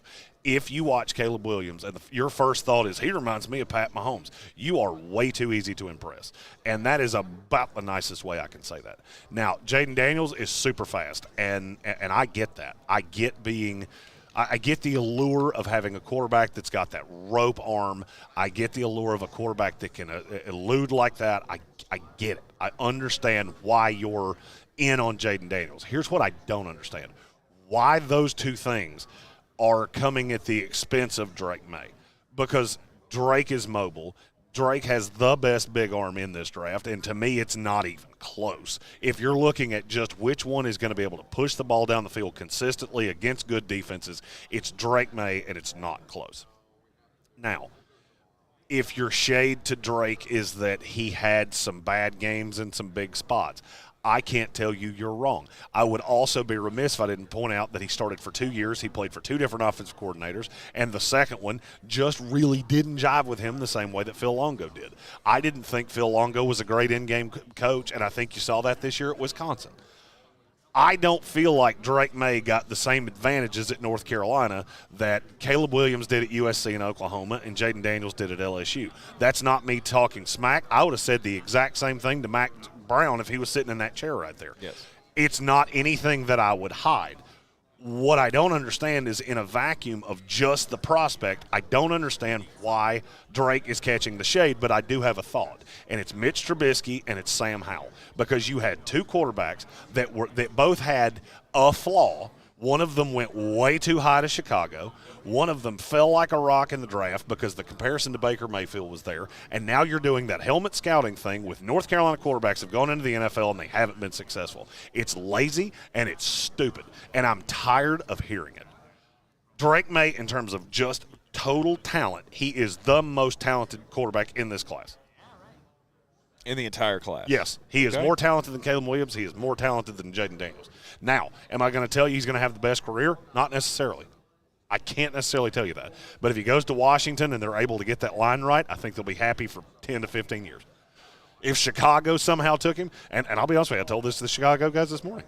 If I was Chicago, I'm sitting at 1 and I'm taking Drake May, and I'll hear all the crap about Mitch Trubisky. I'll listen to all of it. You can throw the shade at me. I don't care. Caleb Williams will get me fired. If he's not everything he was billed to be and more, he will get me fired. And yes. I don't think he is. Yes. I think he's a good, not great quarterback. I think darn near anybody gets you fired if it doesn't work at that point. I mean, Mitch Trubisky proved that. He was the wrong guy, and helmet scouting is how we all missed C.J. Stroud last year. No doubt. Ohio State quarterbacks have success in the draft. If C.J. Stroud had played at LSU last year, we would have all been banging the drum for he should have been the number one pick because he had the prototypical size, he had the big arm. The problem is that Ohio State offense shields a lot of deficiencies, and guys have gone into the NFL, and it's been uncovered in 15 seconds. And guys like me got lazy and said, that's another Ohio State quarterback. That offense doesn't work in the NFL, and he's going to fail in Houston because Houston was a loser franchise. Well, here's what we didn't quite give enough credence to. D'Amico Ryans had changed the culture. Will Anderson gave him the pass rusher. They had built out the receiver core that we didn't love, but if you looked at it, it should have been a lot easier to pinpoint than it was. Yeah. They had Dalton Schultz, who's the nice safety blanket. They have a couple veteran running backs back behind him, and it worked. But it all goes to the situation. This is what I said. I said this all year long. If C.J. Stroud was in Carolina and Bryce Young was in Houston, we would have a completely different narrative on the two of them. Because C.J. wouldn't be as good in Carolina as he is, and Bryce would not have been as bad in Houston as he was in Carolina. You got to take it into the situation, and why is Drake getting all of this hate? I think it ties right back to Sam Howell and to Mitch Trubisky, because every time I've been asked about Drake this week, it's shocking that within 2 sentences those other two guys come up every single time. Drake's biggest problem this past year was, in my opinion, first part of the year he didn't have all of his best weapons on the field. It's a far cry from having the NFL receivers that Sam Howell had in his first 2 years at Carolina. The last year wasn't so great for him. But Drake may not have had the advantages that these other guys had. It definitely didn't have any wide receivers that could compare to, Ohio State or LSU. Well, he didn't have a Brian Thomas, and he didn't have a Malik Neighbors. I can tell you that much definitively. He had Tez Walker, who I really like. He did. For 6 games? For 6 games. He had him for 6 games, and that all just here's the thing. The season took a downfall after that. I think that's the problem a lot of people have, at least fans have, with seeing Drake May as maybe this is going to be the guy that is my franchise quarterback from now on, is that, well, wait a minute, when his best weapon came back, his team got worse. Well, not the team didn't get worse, but the record got worse. But you interjected a weapon that he wasn't used to playing with, that now he was trying to force feed the ball to because he was the best deep threat on the team. How many times have we seen this? And he wasn't as good in 2023 as he was in 22. Of course he wasn't. He lost Josh Downs. That was his number one receiver, not close. You took away the slot receiver safety blanket from a quarterback. He had a slightly better running game. And he did the same thing Sam did. When the weapons weren't there, he had to make more happen himself. and he got a little more risky with the ball. Look, and so he started having turnovers, and that's another thing people look at Drake and go, I don't know. And he's got the hell of an arm, but he's kind of got that Josh Allen turnover problem. Let me ask you a question, and this is a broad strokes question, and I've asked it to multiple people that are in this room that we're sitting in right now, and I've yet to get a good answer to it. If Caleb Williams was not the quarterback at USC and they had turned things over to Malachi Nelson last year, say Caleb decided to sit out the year for whatever reason he didn't play, how different would USC's record have been with Malachi Nelson than it was with Caleb Williams? Oh, I don't know that it would have been any different. I don't think it would have been any different at all. How much different would LSU's record have been with whichever backup, Max Johnson or whoever the backup would have been if all the things had stayed the same? 3 fewer wins. I'll say 2. Okay. I think Jaden was worth 2 wins because he was electric and he won 2 of those games by himself. Mm-hmm. What would Carolina's record have been without Drake May? And why is it 3-9? It is 3-9. Yeah. We didn't plan that. We did not plan that at all. You're not wrong. Drake is a great talent. I think I want to say he's the best, but you're the scout guy, so I'll let you say it, and I'll just echo what he says. At ESPN Draft Nerd says Drake May is the best quarterback in this draft class. I have Jaden Daniels and Drake May very close to each other. I can't tell you which one's going to end up winning out.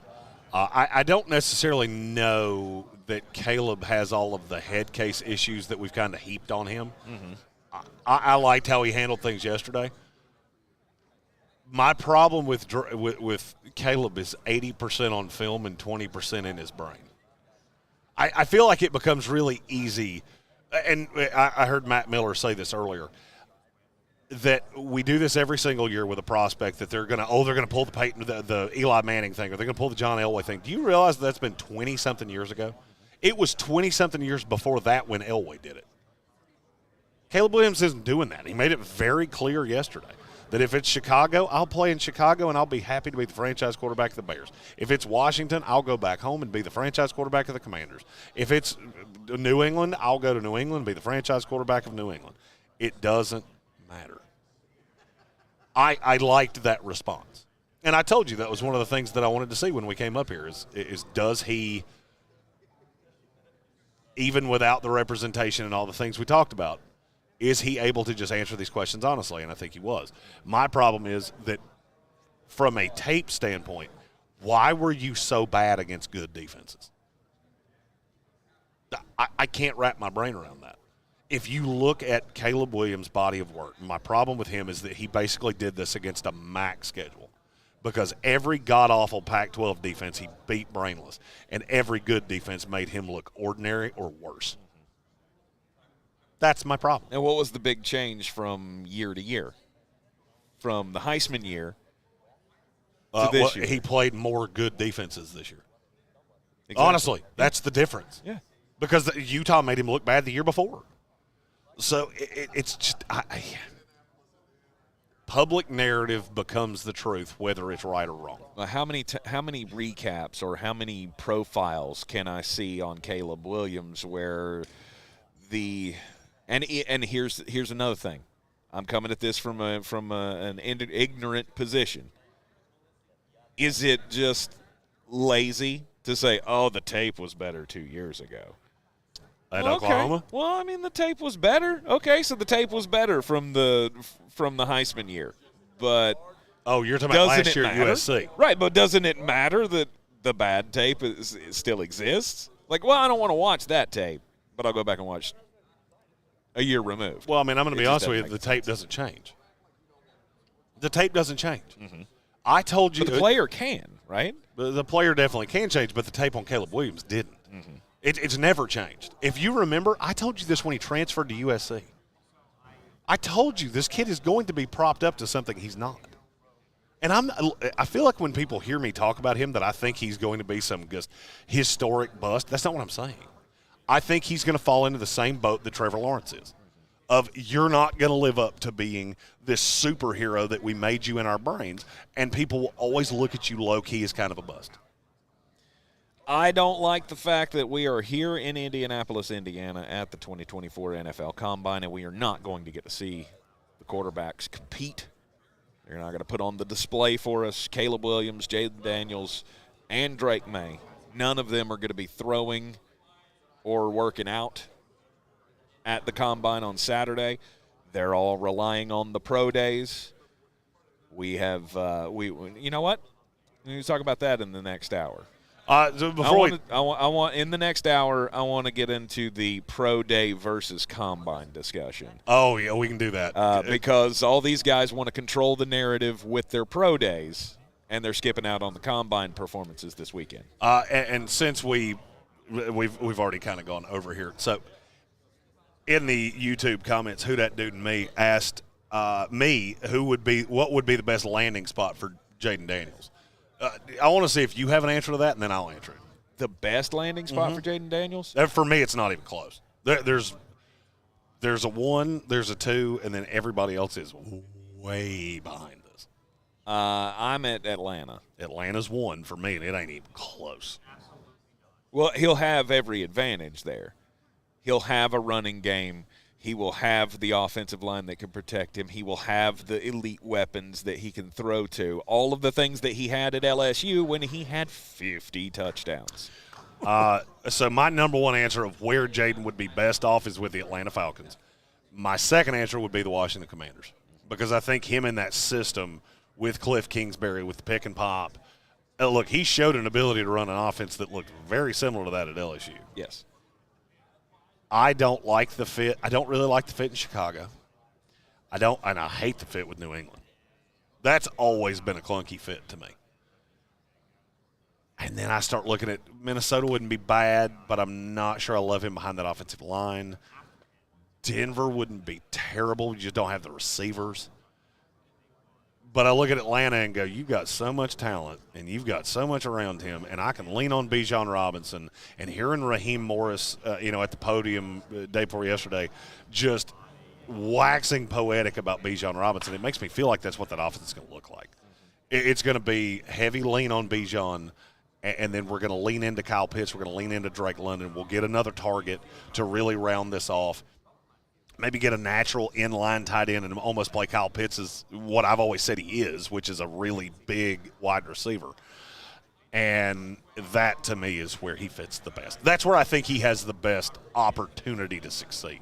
And I could say that about any of the three quarterbacks, because the division's so unbelievably bad that you have a chance to just walk in and dominate it for the next 3 years. And really the only one that can impede you would be Carolina. This all started. New Orleans could, but Dennis Allen has Nike pictures of somebody, and they just refuse to fire him. This all started from the question about what's with all the hate on Drake May in the draft, and I always just fall back to who wants you to know that. The hate on Drake. If Drake's getting shade right now, where do you think that's coming from? There are times that you say things, and I'm just so damn proud of. You've taken this Jeremy Greene master course of people manipulating the media, and you say things like that, and I'm just so proud. Yeah. I mean, he hasn't played again. No. Nothing's changed.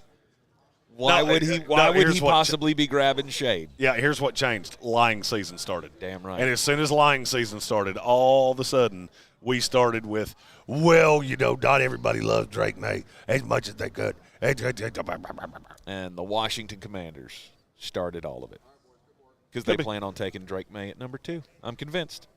You're in the Sportsocracy, and this is ESPN Asheville, 92.9 FM, 880 AM, and 1400. Top of the hour is upon us. We'll be back in 5.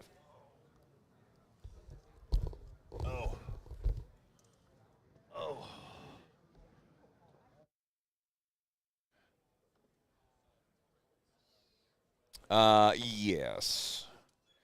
We are, once we get past that thing. Oh, yeah. He took off and didn't do the thing. Let's see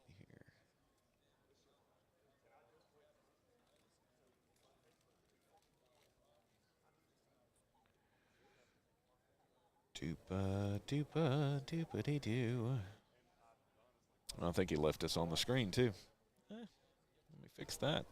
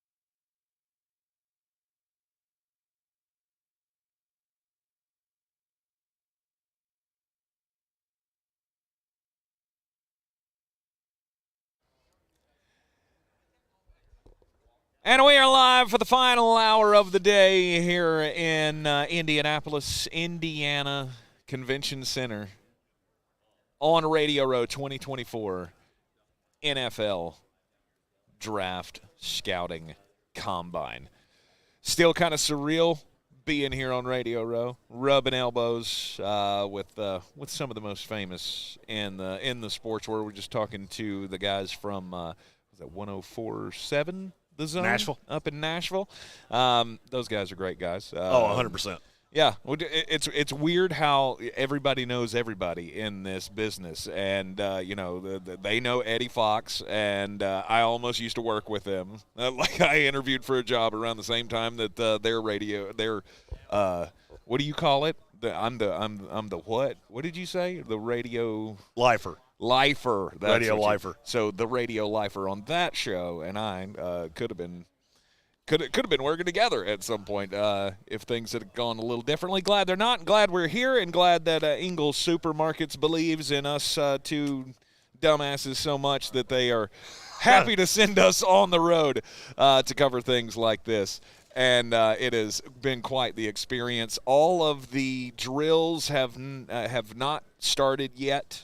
They will start in an hour over at Lucas Oil Stadium. So Which means you've got us for 54 minutes of radio gold here.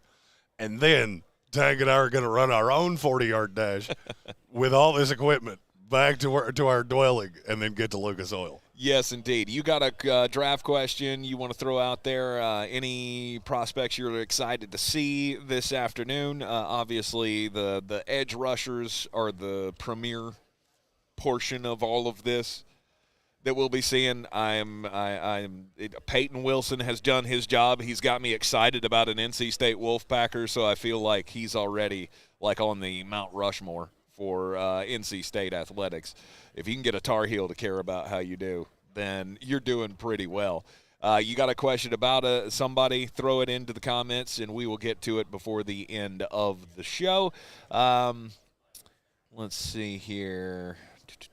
If the Saints had Joe Burrow at 1, we would have picked Jeff Okudah. Oh, he's slamming the front office, which he's it's easy to do. BIG slamming the Saints front office, Which is easy to do. All right. I mean, hey, if I had a roster that talented and I was still having to put up with Dennis Allen, I'd be a little angry myself. Well, look, you can throw throw your guys under the bus all you want to. We'll throw it out there onto the air as well.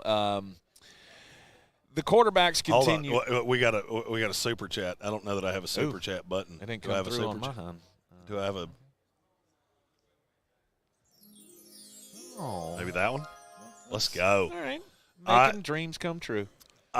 Generations, our Indy resident, who I still haven't heard if he's around, because if he is, we need him to show us that bar that the Nashville guys just told me about. That's a story I'd love to tell you, but I can't. You just know you'd like it, and it was awesome. He said he's a little behind in the stream. Yes, you can gamble here in Indianapolis. There's a bar downtown called Winner's Circle that you can place bets in a vending machine and watch the games on couches. I need to do that with the NBA tonight. Huh. Late West Coast swing, of course, after we get out of the workouts, or maybe tomorrow night. Friday night set of NBA bangers on a couch in Indy.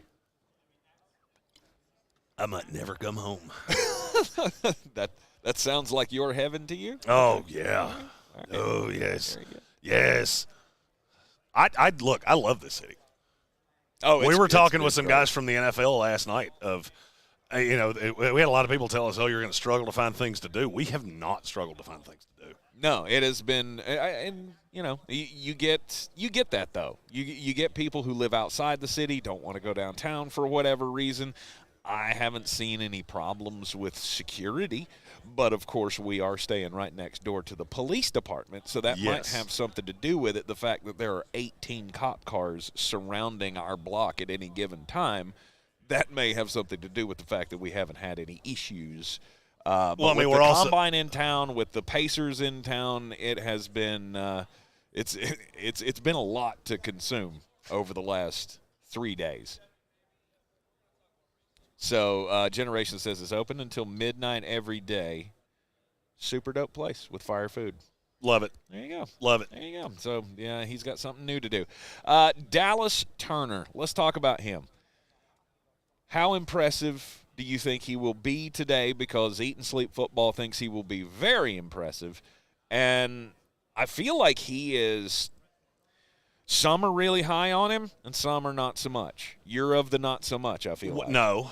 It's all situational based.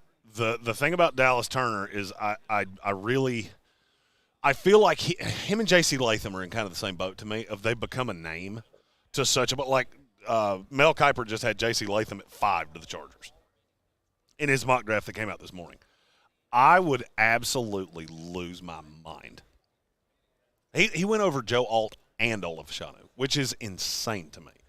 Everybody has a draft positional value. Everybody is worth the pick at some point. My problem with Dallas Turner is I don't necessarily think he's worth the pick at 8.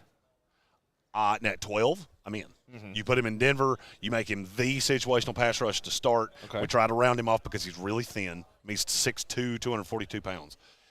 And he hasn't held up that well against the run. So I also don't like him with his hand in the dirt. I want him to stand up. Mm-hmm. I think that's where he belongs. Now, he's also a guy that's going to come in here and probably blow the combine out if I had a wager. You know, if he does, he could run the fastest 40 time today, and it wouldn't shock me in the least. Is he running today? I don't know that I ever got a notice that he wasn't. I did not see a list of guys that were and were not. I've just kind of cobbled together a little bit, and the only ones that I've seen are wide receivers and quarterbacks. I haven't seen a defensive end breakdown. I'm curious to see if he's going to run, and if he does, I want to see how fast he's going to run because it could be low 4.4s. That's how quick he is. And if he does do that, he's going to the top 10. Alex S. wants to know, who does Carolina get? Is it Xavier Leggett, Keon Coleman, or Troy Franklin? So with that, I think Franklin's gone by the time Carolina picks. I'll be honest with you. With Carolina, I'm not so sure that I'm not more of the belief that they should take the lineman at 33, whether it's Jordan Morgan, who we talked about yesterday with Trevor Sycamore. I'm not sure that that's not the better solution because I'm going to like the receiver later on better than, like as he mentioned, Xavier Leggett. I'm not sure you wouldn't get Xavier Leggett in the 3rd round. He was not overly impressive in Mobile. Okay. That guy's such a he's the one guy that when you look at the tape from South Carolina Gamecocks, I think he is the one guy that I'm terrified of. Well, but from that team, and he's a really good microcosm of what we were talking about with the combine. This is not an element for him. This isn't a place that he's going to come in and run the blazing 40. I didn't really feel like the Senior Bowl fit him except for the practices, and he really didn't make the best use of that. Mm-hmm. So he kind of missed his opportunity to increase his value. Now he comes here, and he's going to get lost in the shuffle here. I feel very sure of that because the 40 time's not going to be crazy fast. Even if he comes through the drills and catches everything, well, he was supposed to. That's what he does. He's a sure-handed, contested catch guy, so against air, of course he looked good. I think he falls into the 3rd round. There's that many receivers. Now, if Carolina took a receiver, I like Keon Coleman better than Troy Franklin, but it's close. Mm-hmm. And I would have no problem if it was one or the other. I mean, I think you're fine either way. It's just a question of which one do you like better. It's a question of what does Dave Canales like better. Honestly, it's a question of what does Dave Canales and Dan Morgan, what do they value more than anything? And I think they might be split on that one. I mean, I don't know the two men personally, just from the things that I have observed of the two of them. I think that might be a discussion in the room of, should we go tackle first or do we go wide receiver? Because I think Dave might lean toward the wide receiver on that one. But we all know that you can't do much without an offensive line, and Bryce did not have that. What's going to be the better benefit to Bryce? Is Bryce going to be better benefited by adding protection first before the targets? I would say that's 100% certainty in my book. He will be better off if you draft him a tackle first. I would agree. I would agree. The weapons that you have now are not great, honestly, but I can deal with that. Well, it's easier. It's easier to replace wide receivers than just to replace offensive linemen. Plus, you're 2 for 1 if you take a left tackle because you can slide Aquano into guard, and then I think you've got the left side done. That's where I lean with Carolina. Yes, but out of those three, Leggett, Coleman, Franklin, you would lean toward who? Franklin? I would lean to Coleman with Franklin a very close second. Okay.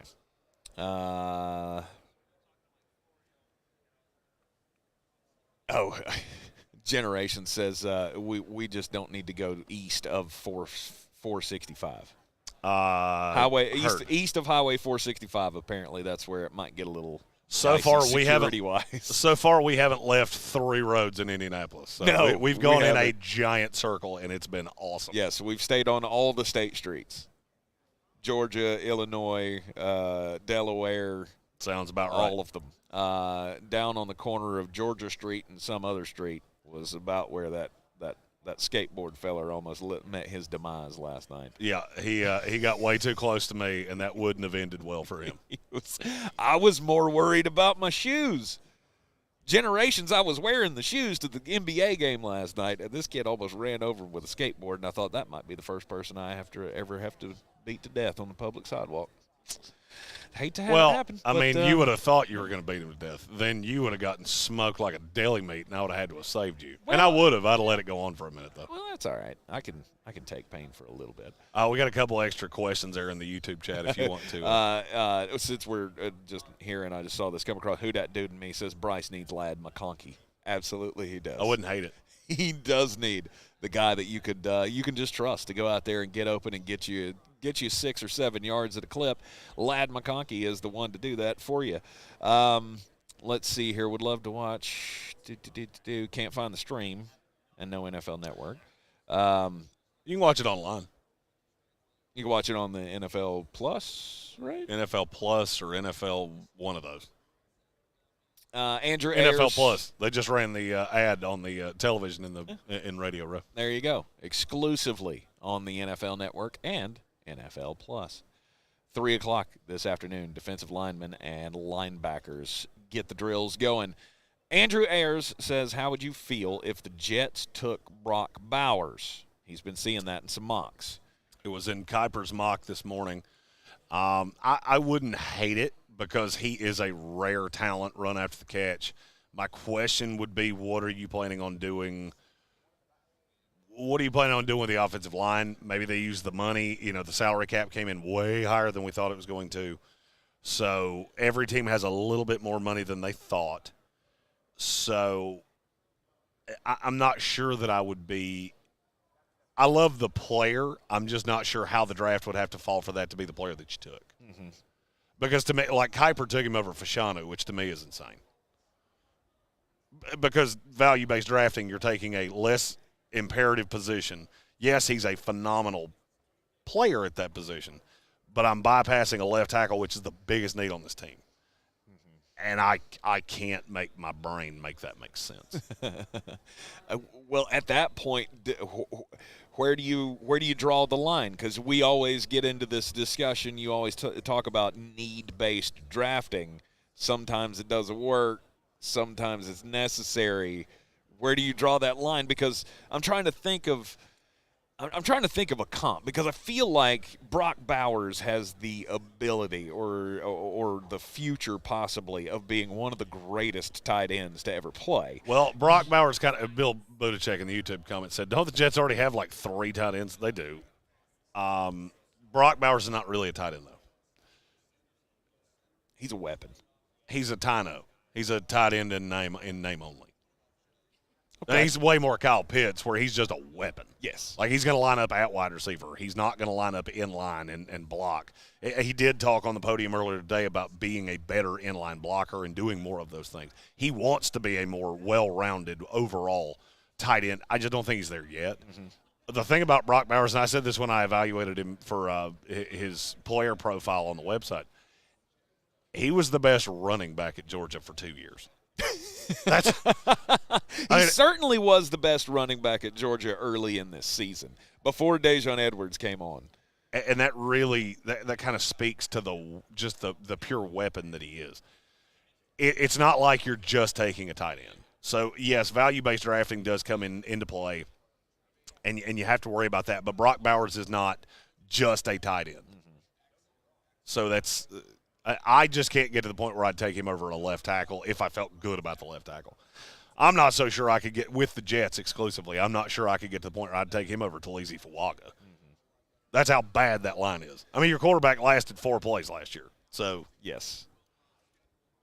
Aaron Rodgers would love to have Brock Bowers, but I'm pretty sure he'd like to have, I don't know, complete a game for this team. hey, let's try to complete 4 quarters this year, Aaron. Let's go. Precisely. Let's do this. It's time to take a break here in the Sportsocracy, ESPN Asheville, 92.9 FM, 880 AM, and 1400, coming to you live from Radio Row at the 2024 NFL Scouting Combine. Thanks to Ingles Supermarkets. Low prices, love the savings. We'll be right back.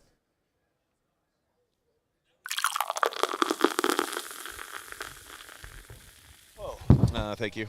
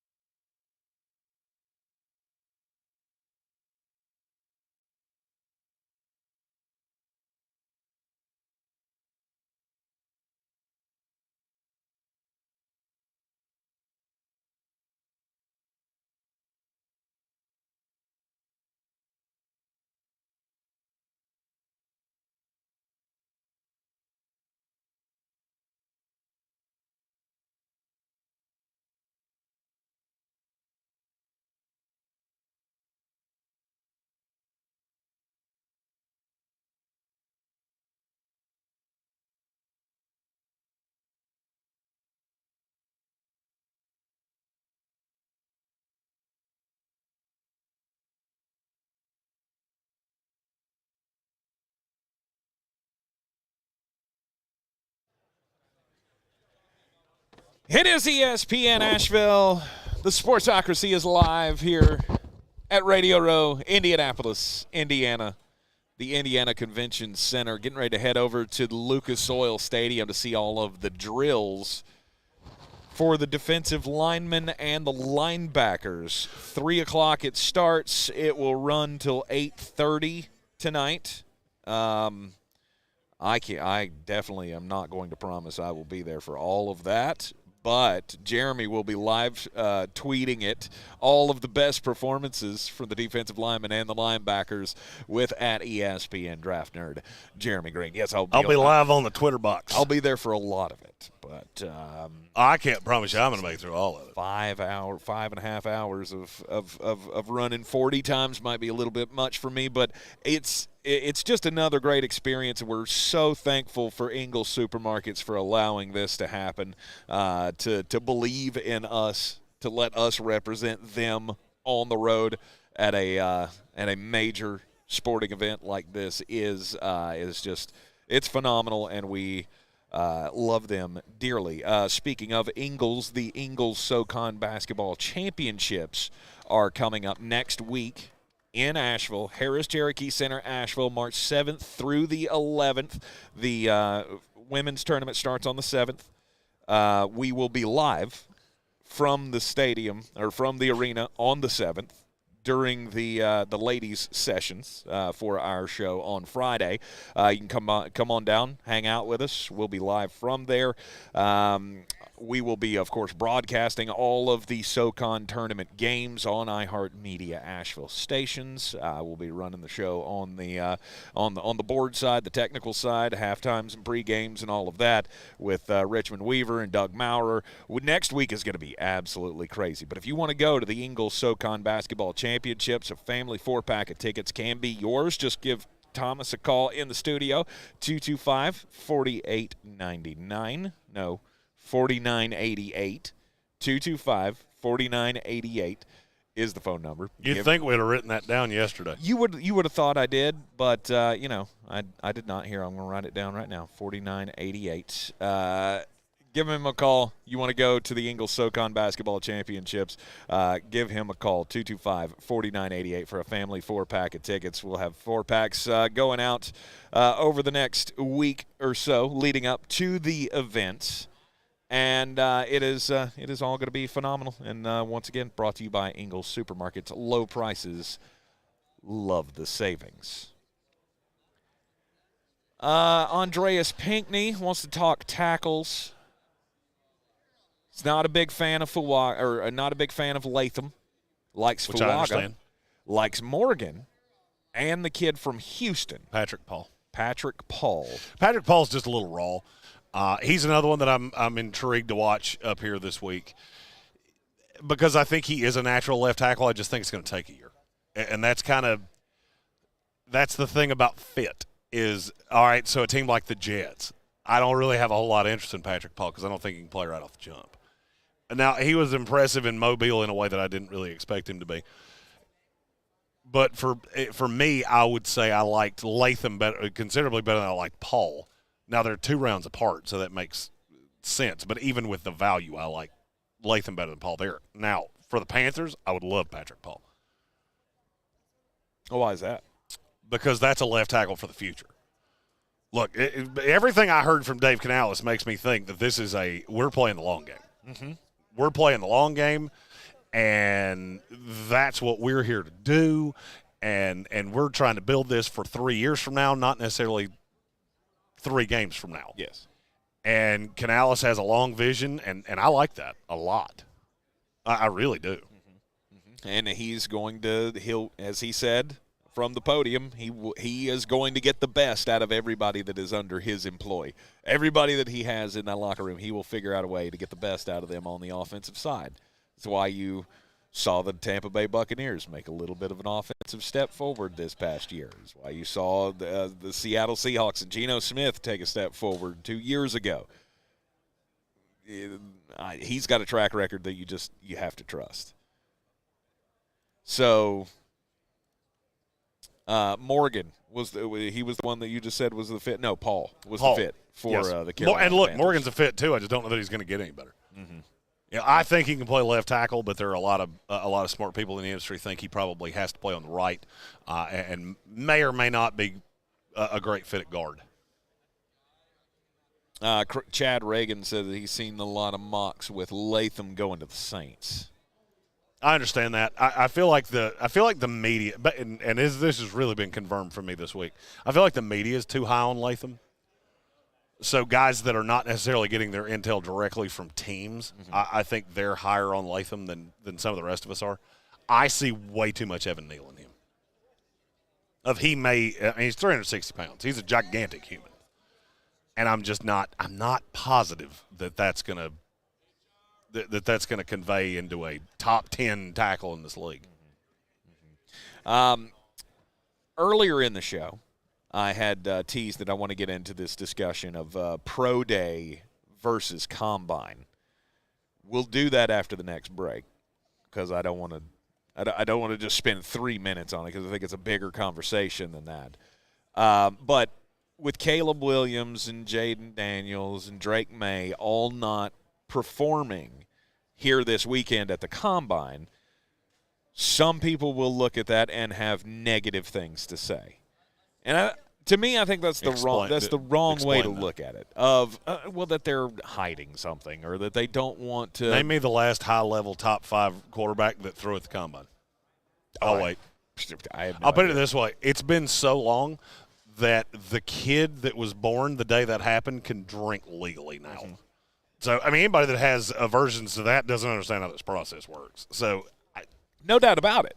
No doubt about it. But there are a lot of that's one of those there things. Are a lot of people that have that thought that, oh, well, he's hiding something or he doesn't want to put it out there and he doesn't want to compete. Why would I want to? Why? I mean, there are certain things that people say about the NFL draft that I just immediately go, oh, cool, you don't understand this. It's sweet. Kind of like when people say, did they make a touchdown? Oh, you don't football much, do you? No. I kind of think the same thing. And to me, this is one of those places where the rubber meets the road because the dance here is so scripted. And, we'll just go ahead and get into it. You were talking about the difference between pro days and the combine. The combine, this is a static environment. You're all running through the same drills. You're all doing the same thing, and you have no control over any of it. If you don't have to throw here, you're not going to throw here. I'll be really honest with you. I'm shocked that some of the mid-tier guys are throwing here because you're throwing to receivers that you're not necessarily familiar with. And that makes for a really difficult display. The pro day, that's almost like calling in a choreographer to make you look the best because you're designing all of this. Yeah, you're so if only I have to do the things that play to your strengths. Exactly. So if my negative is that I don't throw the deep ball, great. Well, I'm not going to throw one over 50 yards. Yeah. And will teams pick up on that? Absolutely. But it kind of goes into that J.J. McCarthy thing of I will revere more. I will harm you less for not knowing what you can't do than I will harm you for seeing you not be able to do something, which is what I got from Bo Nix and Michael Penix at the Senior Bowl. I'm intrigued by what these guys look like. I'll be honest with you, and I mean this. The pro day means nothing to me. I've been asked by a bunch of people in here today and over the course of the last few days, oh, are you going to any of the pro days? Nope. No, I'm not. You could tell me they were running pro days in the field at Radio Ranch, and I would sit in my office to make sure I didn't see them. Because it's too scripted. Because it doesn't mean anything. It means absolutely – I have never walked away from a guy's pro day and said, man, I feel vehemently different about that guy than I did going into this, that it wasn't a mistake. So Jamarcus Russell. I understand. The greatest pro day I've ever seen. Yes. Unequivocally not close. Yes. We'll talk about that 40 years from now. But you also had a coaching staff at LSU that knew, well, this kid's lazy as hell, and he is not a football rocket surgeon. So we're just going to let him throw bombs because that's what he can do. All right, who should and who should not be participating in combine activities. You give me a name, Pro I'll tell you. days. We're going to do it right after the break. We're going to take a break here on ESPN Asheville, 92.9 FM, 880 AM, and 1400. We are the Sportsocracy. We are live from Indianapolis, Indiana, inside the Indiana Convention Center at Radio Row 2024 NFL Scouting Combine, thanks to Ingles Supermarkets. We will be back in just a moment.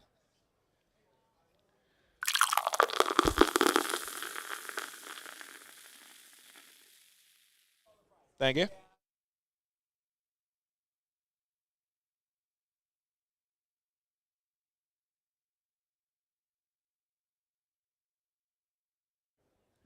Yeah, just a normal one. Take that out. Yes.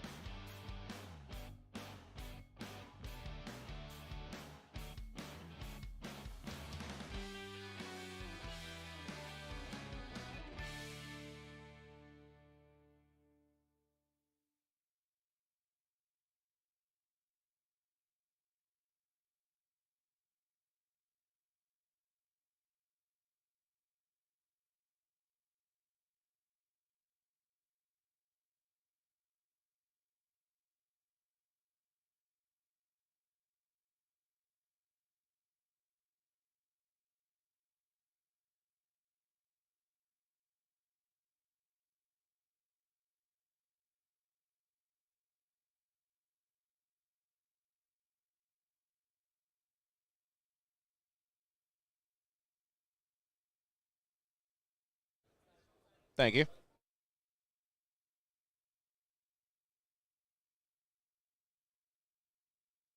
Thank you.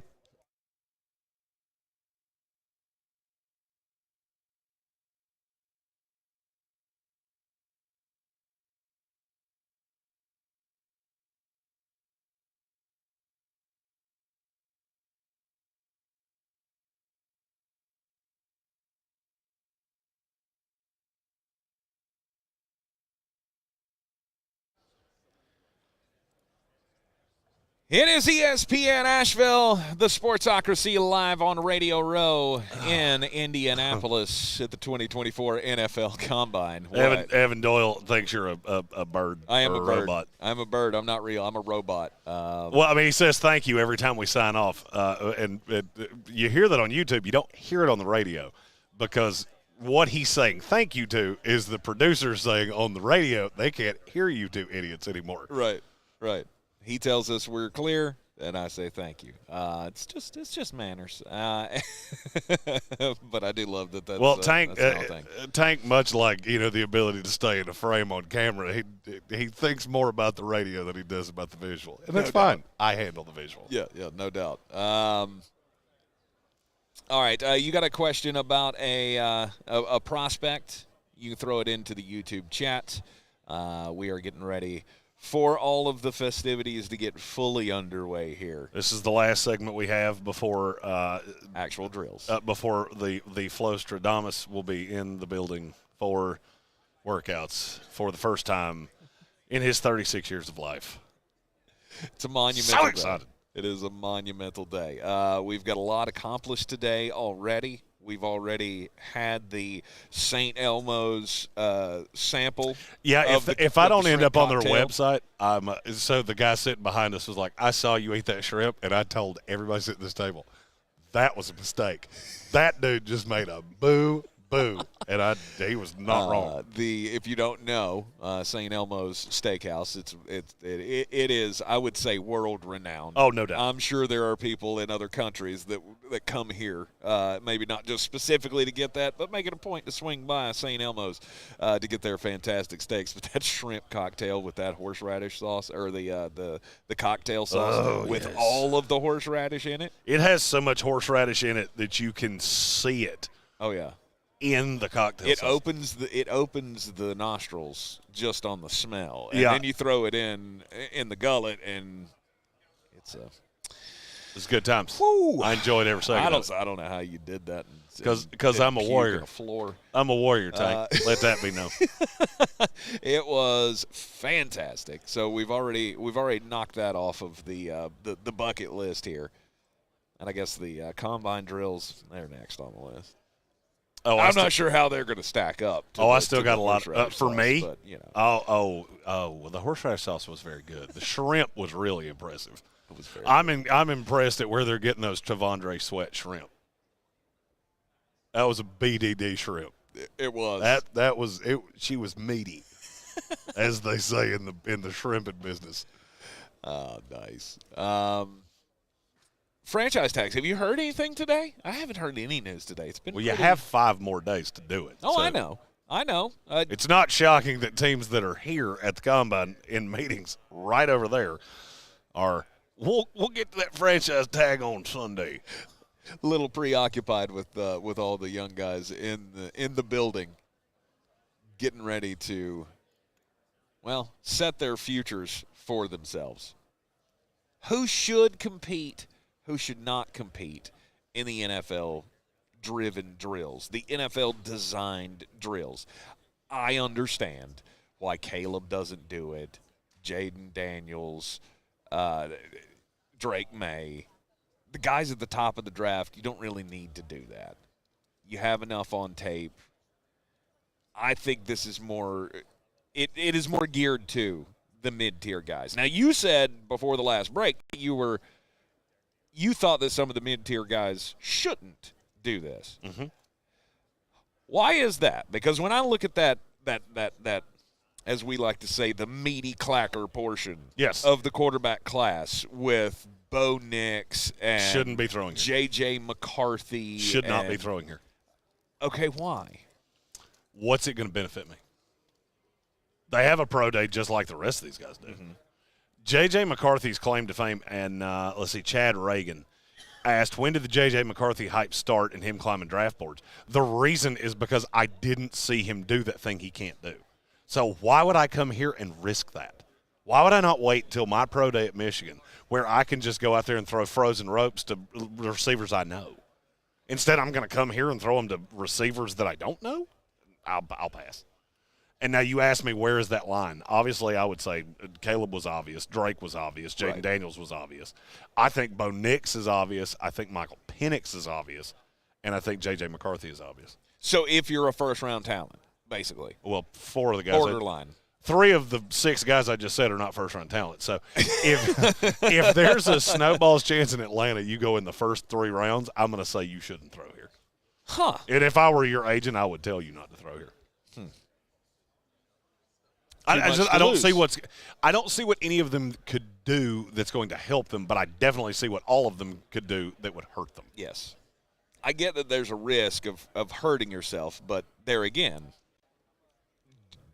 as a scout, do I not want to see you – would I not rather see you compete in the same drill that everybody else is doing rather than doing your own thing at your pro day? To me, I guess that's part of it. Well, because there is a chance you're falling into you're falling into the trap of you don't always get what you want. Would I like them to do it? Sure. Am I going to knock them down? No. That's why it's different with quarterbacks than it is everybody else. Latu. If he didn't do the drills, we would kill him. You're skipping it because of the medical. You didn't want to be on the field that you're not used to. Yep. And he'd drop like a rock. Bo Nix can't fall like a rock. Penix doesn't get that? No. He wants to be in the scheduled environment where he can control things. I get it. Quarterback's too rare of a position, and if there's a guy that you believe in, you're going to take him. Edge rusher, meanwhile, which they're talking about on NFL Network as we speak from the stadium, there's so many of them that, there's a possibility that a guy like Chop Robinson could pass Latu if he doesn't work out. Who's passing these other guys? What am I worried that They're Spencer – fighting each other.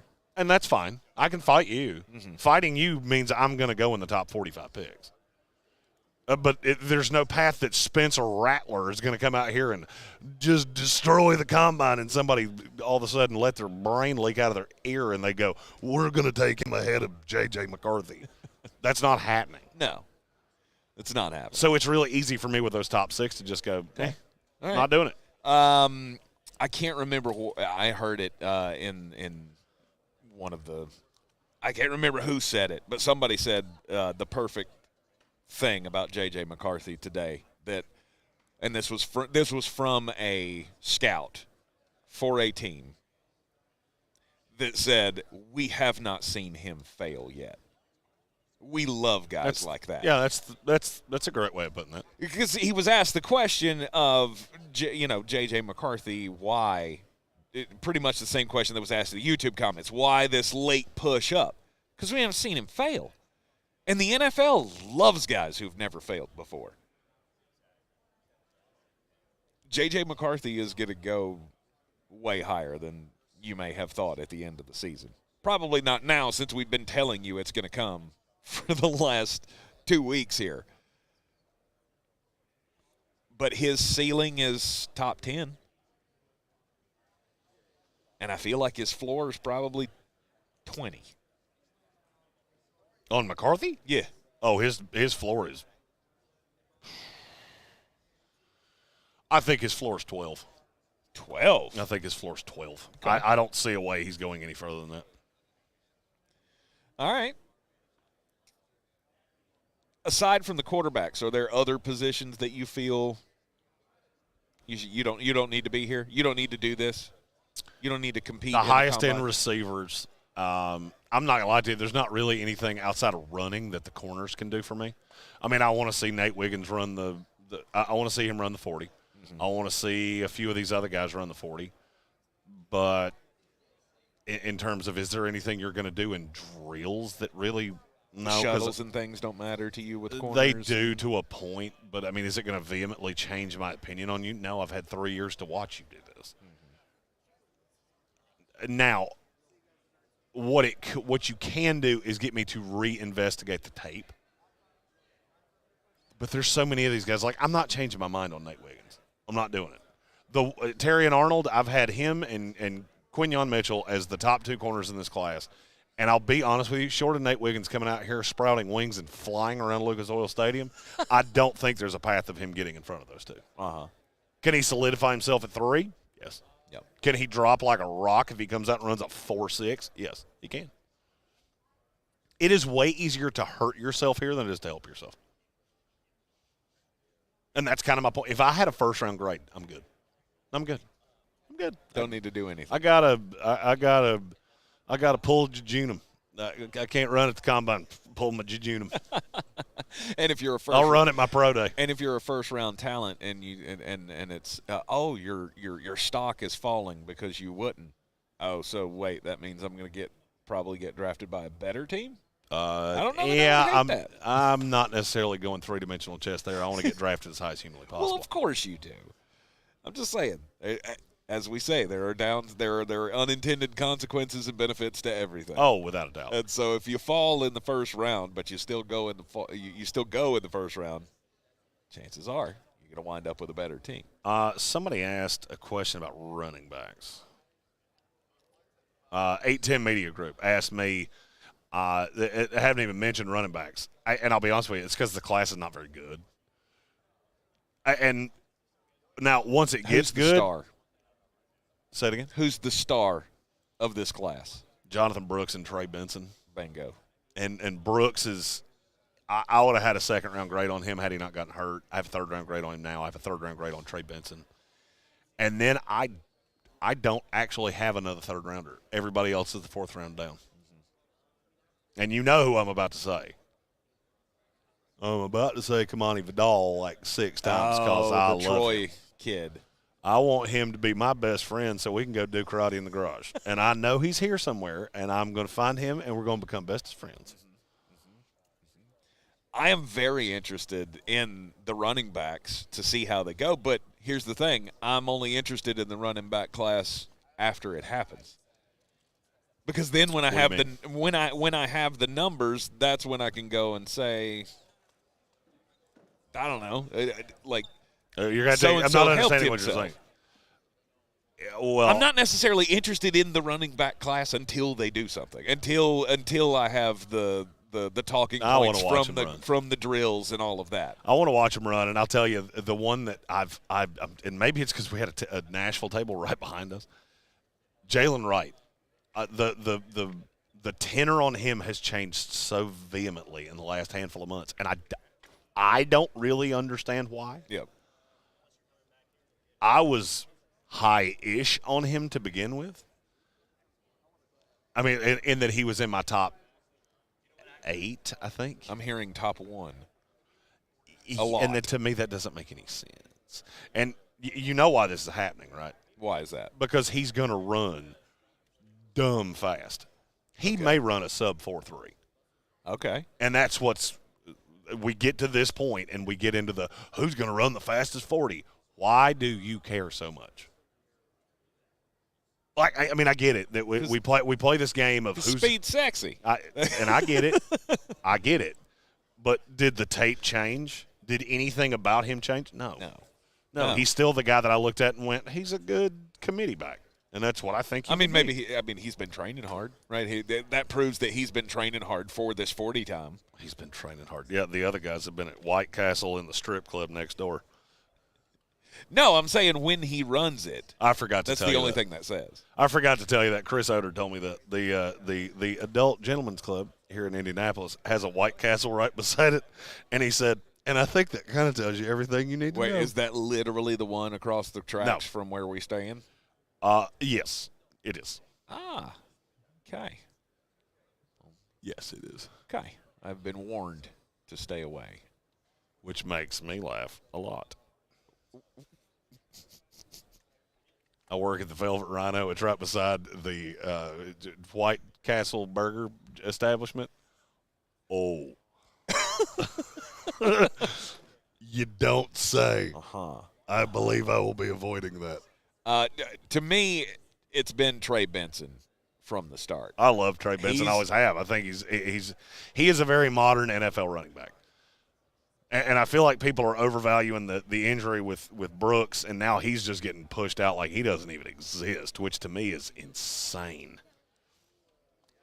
To me, it's Benson, and then there are other guys that I really like, but I'm not sure how they are going to transfer or transition into the NFL. I'm looking at Estime from Notre Dame.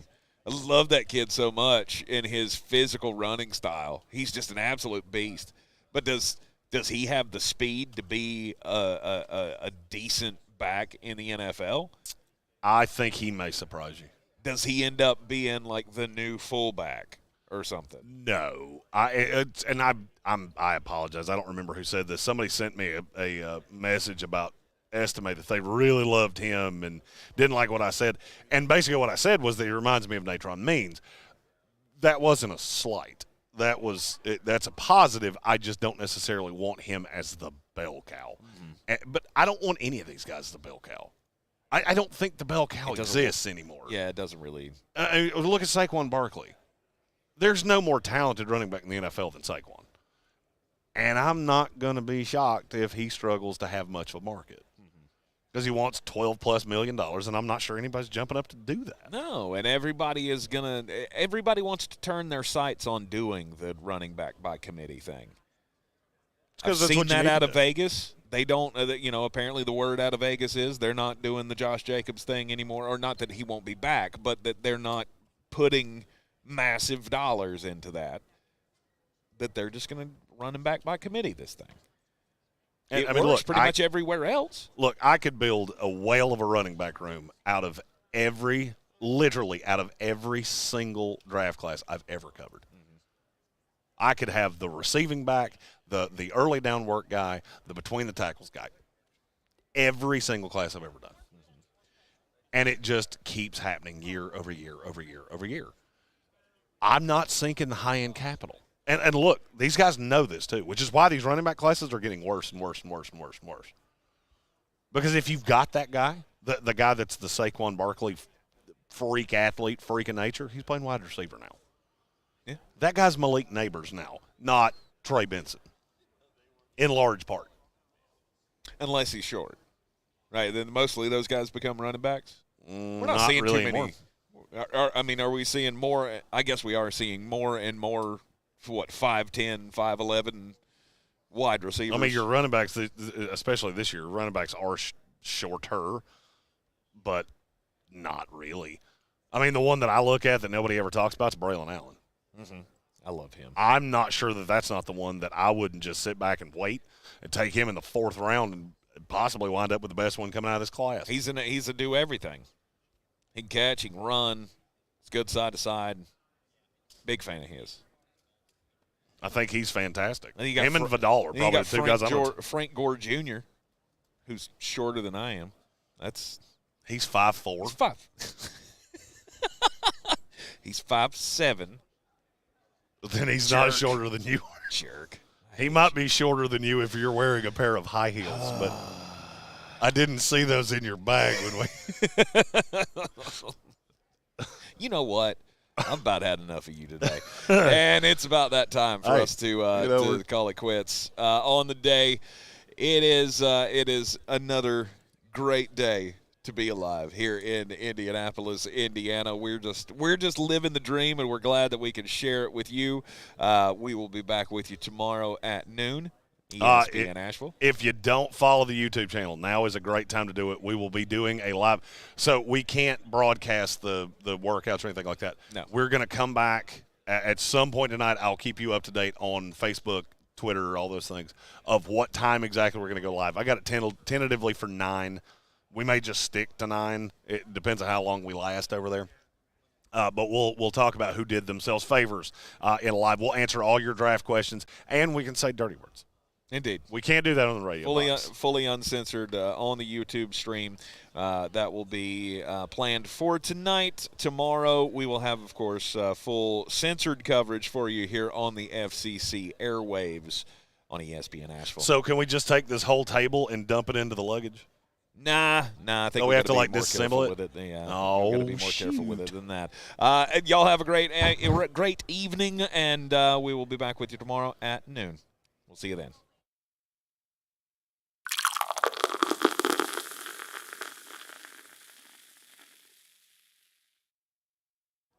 Thank you. Thank you.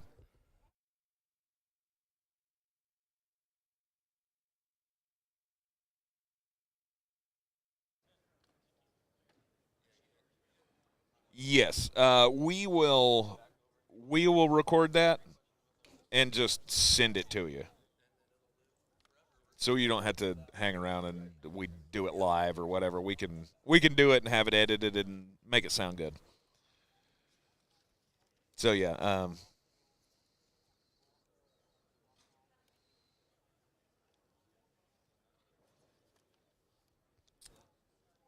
Hang on just a second.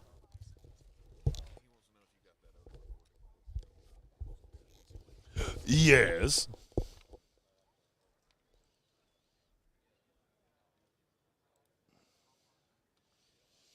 Oh, let's take a gander. Do you know where you sent it?